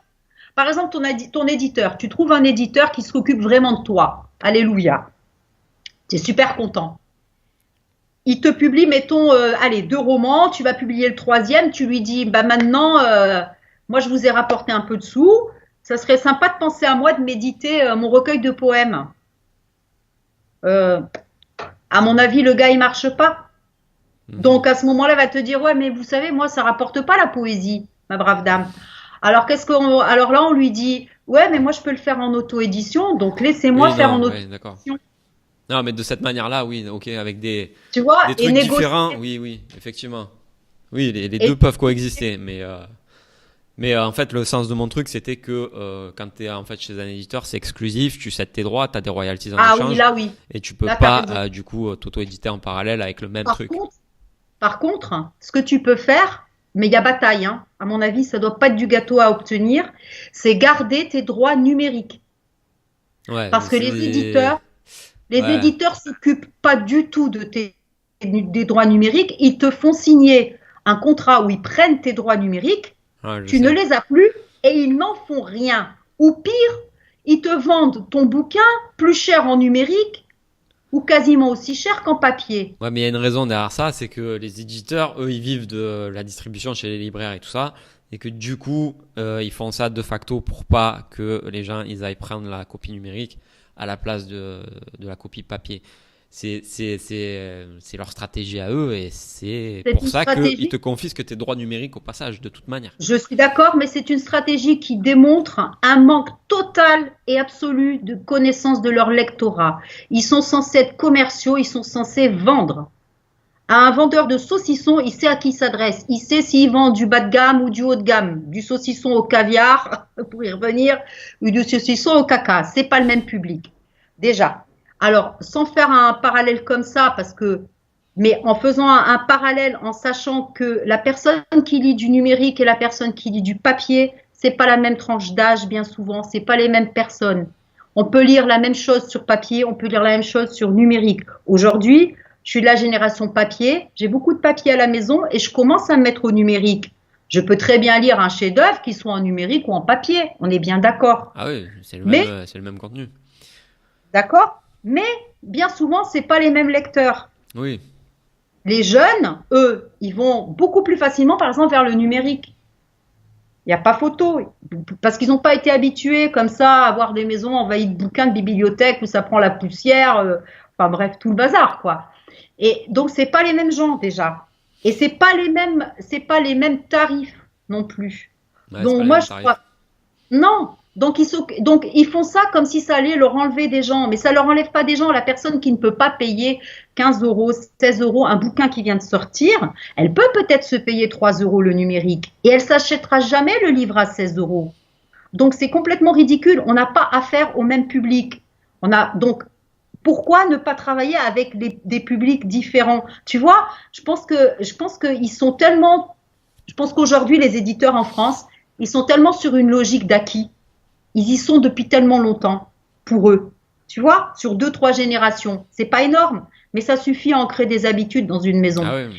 Et ils ont leurs idées toutes faites. Je pense qu'ils n'ont jamais fait un vrai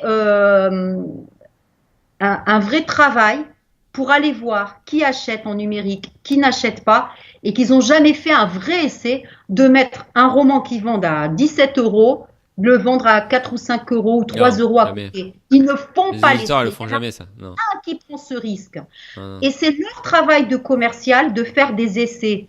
C'est leur job et ils ne le font pas. Et ce que je reproche le plus aux maisons d'édition françaises, c'est de ne pas faire un vrai job de commercial, de se contenter d'avoir des grosses locomotives, des gros tirages, Musso, Lévy, machin, qui leur apportent des sous et de laisser tomber tout le reste. Non, c'est leur job de travailler aussi avec le reste.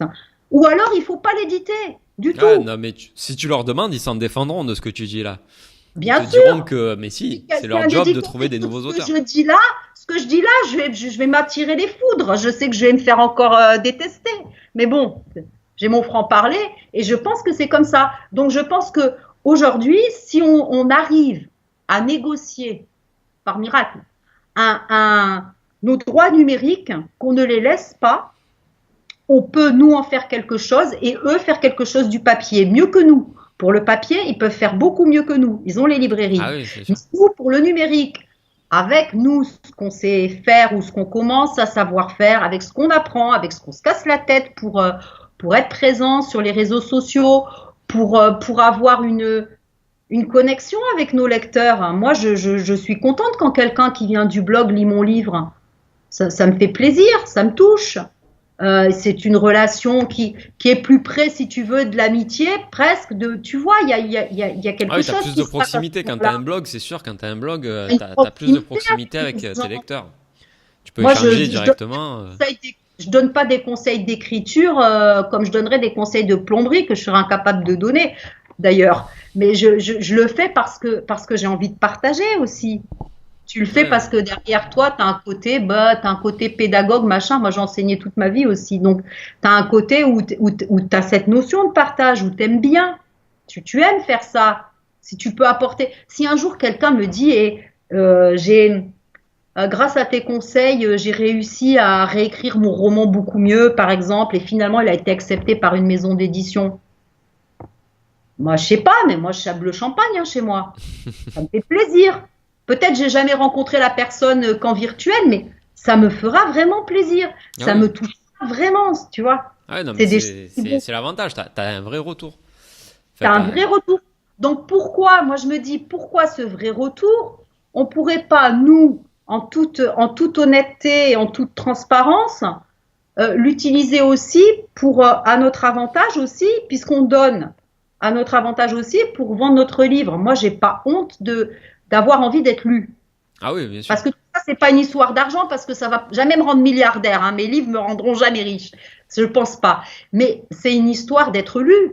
Oui. Moi, je n'écris pas comme un ermite sur ma montagne pour mourir avec mes livres et on va tous mettre les manuscrits autour de moi dans le cercueil, tu vois. C'est pas le but du jeu, tu vois. C'est quand même qu'il y ait des gens qui aient ça dans la bibliothèque et qui de temps en temps sortent le bouquin et lisent 3 pages et se disent, ah, quand même, à ce moment-là, ça m'a touché ou j'ai appris quelque chose ou ça m'a ouvert une autre vision du monde. C'est ça le but. Ah non, clairement. Donc, laisser D'être lu. tout ça à l'éditeur et qui se débrouille pour me mettre mon bouquin à 17 ou 16 euros en numérique, moi, ça me rend malade. Rien que l'idée, ça me rend malade. Non. Pourquoi j'irai leur faire ce cadeau? Ouais. Qu'est-ce qu'ils vont me faire comme cadeau? Ils vont me donner 10% sur mon livre papier Ah, et t'es encore, généreuse. ouais. Enfin, moi, c'est ce que j'ai eu pour le premier. Hein. J'ai eu Ouais, de ça la va. chance pour le premier. Ouais, oui, oui, j'ai eu 10%. Et Ouais, j'ai eu bien. mon avaloir. Et j'ai eu mon avaloir de 2 000 euros.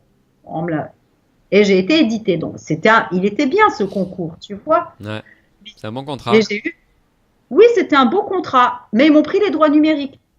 Et à Ouais. l'époque, j'étais naïve, je ne savais pas tout ça, je n'avais pas encore créé le blog, j'avais pas encore cette connaissance que j'ai aujourd'hui du schmilblick. Mais maintenant, je peux te dire que j'aurais dit non, je ne donne pas mes droits numériques. Je me serais battue parce qu'aujourd'hui, je pourrais le sortir en Hmm. numérique au moins, à Mais bon, défaut c'est du comme ça papier. qu'on apprend, hein. On apprend de ses erreurs. Donc, leur petite dernière question pour toi.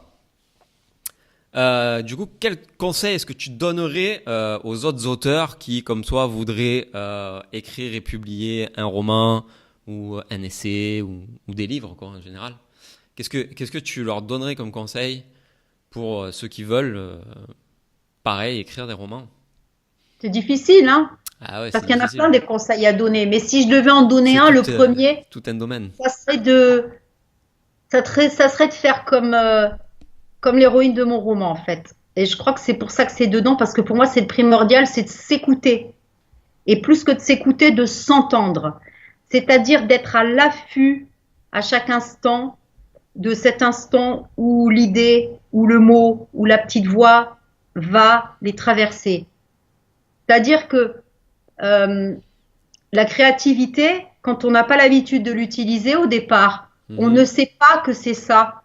On ne sait pas que cette petite voix qu'on entend ou ce personnage qu'on a vu ou ce flash de visuel qu'on a eu, c'est déjà un roman. De pas laisser passer cet instant-là en se disant oh je verrai tout à l'heure, je retourne mon steak d'abord. Non non t'arrêtes tout là. Le steak c'est pas grave, il peut bouillir dans la poêle, tant pis c'est mort. C'est de se jeter sur le papier et de poser la chose tout de suite là à l'instant. Je crois Avant de même nous l'oublier. qui avons l'habitude, on rate encore des choses. Donc de savoir écouter cette voix qui te dit c'est maintenant, c'est le moment, laisse tout là, fais-le là maintenant. Et après, de développer. C'est-à-dire que si c'est que 3 lignes, ne pas se dire c'est que 3 lignes, on peut rien en faire. Après, intervient la persévérance et tout le reste. Il faut jamais lâcher, jamais. Mais la première chose, c'est d'entendre cette petite voix qui nous traverse et qui nous dit qu'il se passe quelque chose. C'est Ok. complètement, ça paraîtra curieux comme conseil, mais combien de fois je l'ai laissé s'échapper cette petite voix par méconnaissance que cette petite voix c'était ça, c'est maintenant. C'est Ah, pas j'ai nous, laissé passer des trucs aussi, moi aussi, comme ça. voilà, c'est pas nous qui décidons, c'est notre subconscient qui décide. Et il faut savoir s'entendre et s'écouter et ne pas se trouver ridicule, ne pas se trouver faible ou pas bon parce que c'est pas la phrase de nos rêves Pas ou le s'auto-censurer. pas s'auto-censurer, jamais aller jusqu'au bout. Et après, eh bien, retravailler, travailler, travailler. Et se donner ce temps, se donner cette disponibilité d'esprit. Voilà.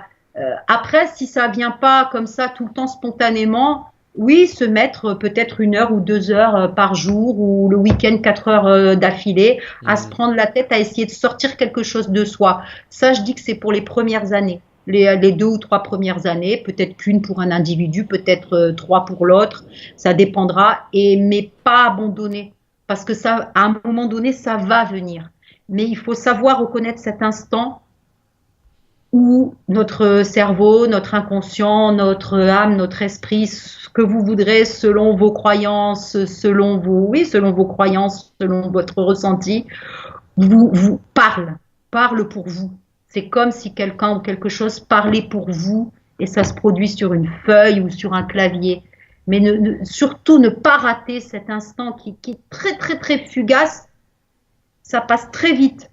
Et après, si on prend l'instant, il peut des fois durer des heures entières. Quand on a l'habitude, après, de le saisir au bon moment, il se peut que vous écriviez 20 pages d'un coup et que vous y passiez 8 heures, 10 heures. Ça peut très bien. C'est comme ça que ça vient. Mon coup de gueule, là, le pamphlet, je l'ai écrit comme ça. Tous les jours, j'ai vécu ma vie. Et comme j'étais en vacances, j'avais cette chance-là que ça soit tombé. D'ailleurs, mon subconscient, il a fait exprès. Hein. Il n'est pas Il si s'est dit, bête. c'est le bon Il est moment. rusé. Oh, il a attendu les vacances. C'est arrivé le premier jour des vacances. Qu'on me dise pas que c'est un hasard, hein. Premier jour de vacances, bing, il est arrivé, il m'a balancé le truc.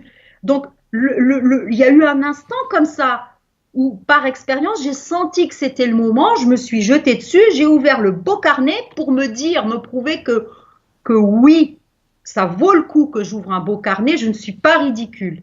Ne jamais se sous-estimer, ne jamais surestimer, mais ne jamais sous-estimer. J'ai ouvert le beau carnet, pas le truc merdique.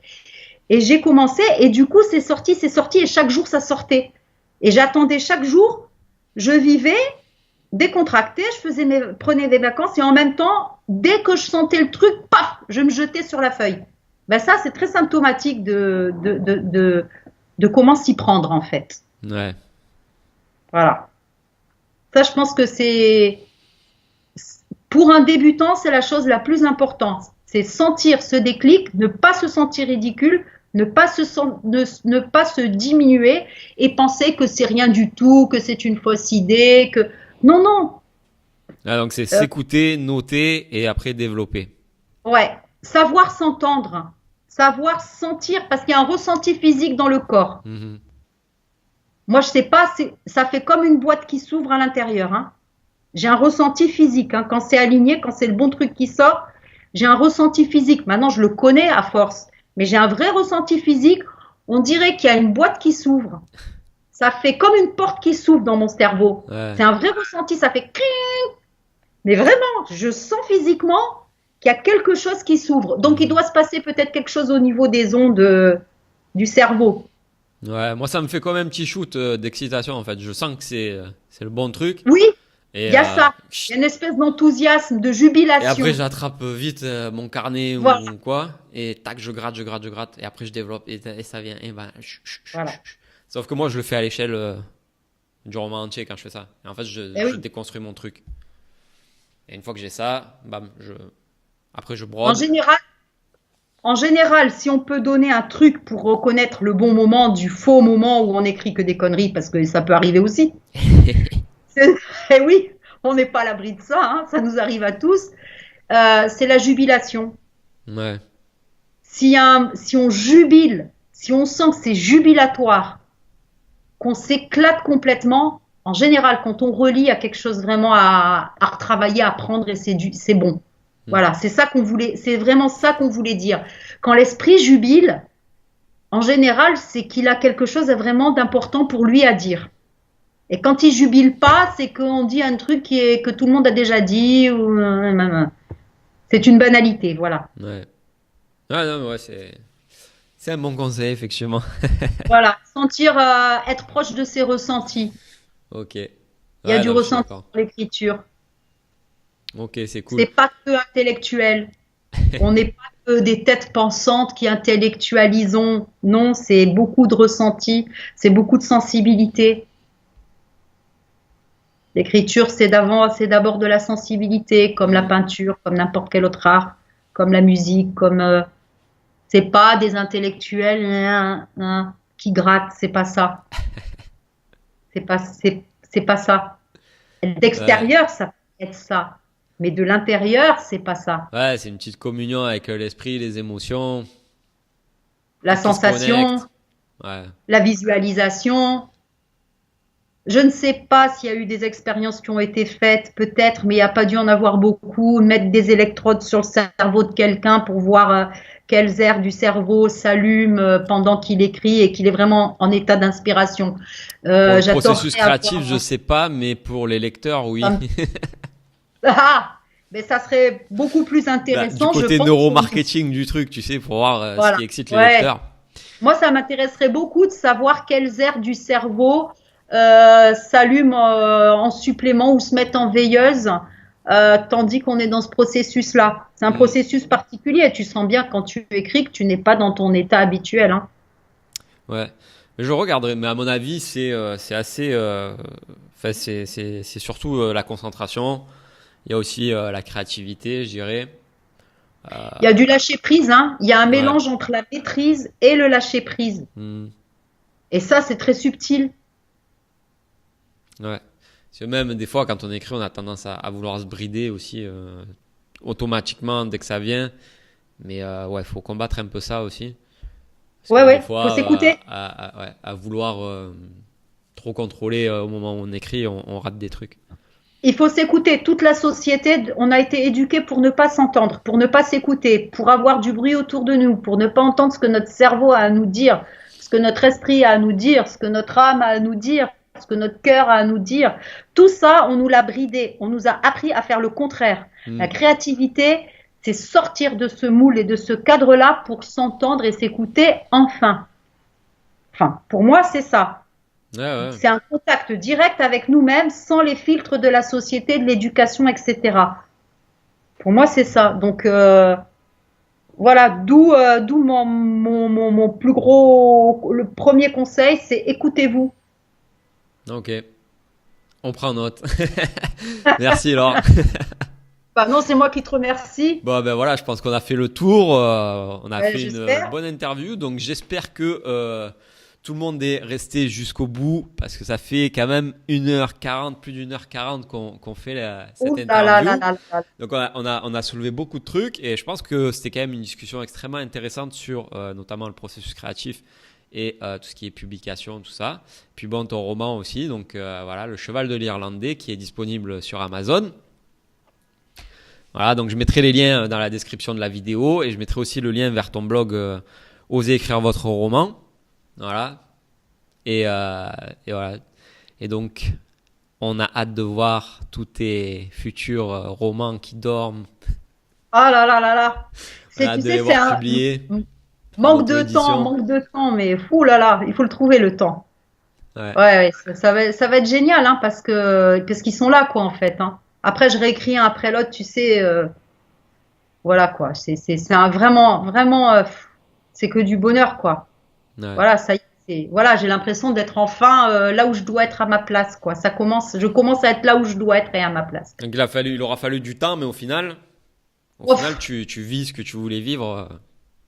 bah, ça commence, en fait, ça commence. Je pense que, ouais, je serais pas tombée malade comme ça, c'eût été tout à fait différent. Ma vie n'aurait pas Mhm. du tout pris la voie qu'elle a prise, hein. Il y a eu un impondérable, je sais pas, c'est passé quelque chose qui n'était pas attendu, euh, mais c'est pas grave. Le truc, c'est que moi, j'ai décidé de pas lâcher. Voilà. Donc ça aussi, c'est une bonne note. Deuxième conseil gratuit, vous Voilà. lâchez rien. Ne pas lâcher. Il vaut mieux publier son premier livre à 70 ans que jamais. Je ne veux Entièrement pas mourir d'accord. sur des regrets. Je ne veux pas mourir sur des regrets. Ce que j'ai à faire sur cette terre, je veux le faire. Voilà, c'est Ok. tout. Ouais, Et je ça, pense que c'est ça l'important. Ce que j'ai à faire, je veux le faire. Ne jamais rester sur des regrets, c'est pire que tout. C'est un truc, il faut pas le vivre, il faut éviter de vivre ça à tout prix. mhm. Voilà, Donc voilà. voilà. Bon, ben, je pense que Merci. ça fait une super conclusion. Je te remercie pour tout, Malik. Ben, merci à C'est toi. un plaisir, hein. Et puis parler du processus de création, c'est une chose rare, hein. C'est pas tous les jours. Ouais. Donc voilà, c'est une discussion vraiment passionnante. Ouais, comme on a tous les deux des blogs sur l'écriture, je pense que c'est utile pour les lecteurs et, Ah ben, je du pense, blog ouais. et ceux Ouais, qui ouais. veulent devenir auteurs. Donc là, il y a quand même quelques bons conseils dans cette vidéo et donc j'espère qu'ils l'auront vu jusqu'au bout et qu'ils en auront profité et qu'ils Ben, j'espère. appliqueront tous ces Ça ouvre conseils. les esprits. Voilà. Bon, merci encore Laure. Ben non, c'est moi. Voilà. Et merci Bon, à ceux qui ben, nous auront suivis. Et oui. voilà. Et je leur dis à très bientôt dans une prochaine vidéo. Et à toi aussi, sûrement, Ah oui, pour un bah oui, prochain bien livre. sûr. Allez, Bon, à bah, bientôt. j'espère. Bah, et toi, je pense que toi, tu es en train de, pareil, hein, tu es en train d'en rédiger un. Donc, Ouais, je pense que je vais en sortir un là. C'est le moment d'en sortir un. voilà, si tu le sens comme ça. Bon, bah alors, la prochaine interview, chers auditeurs, ça sera dans l'autre sens. Voilà. Ce sera Malik. Avec plaisir. Bon, merci Allez, encore Laure. c'est moi. Au revoir. À bientôt. À Bye. bientôt. Bye.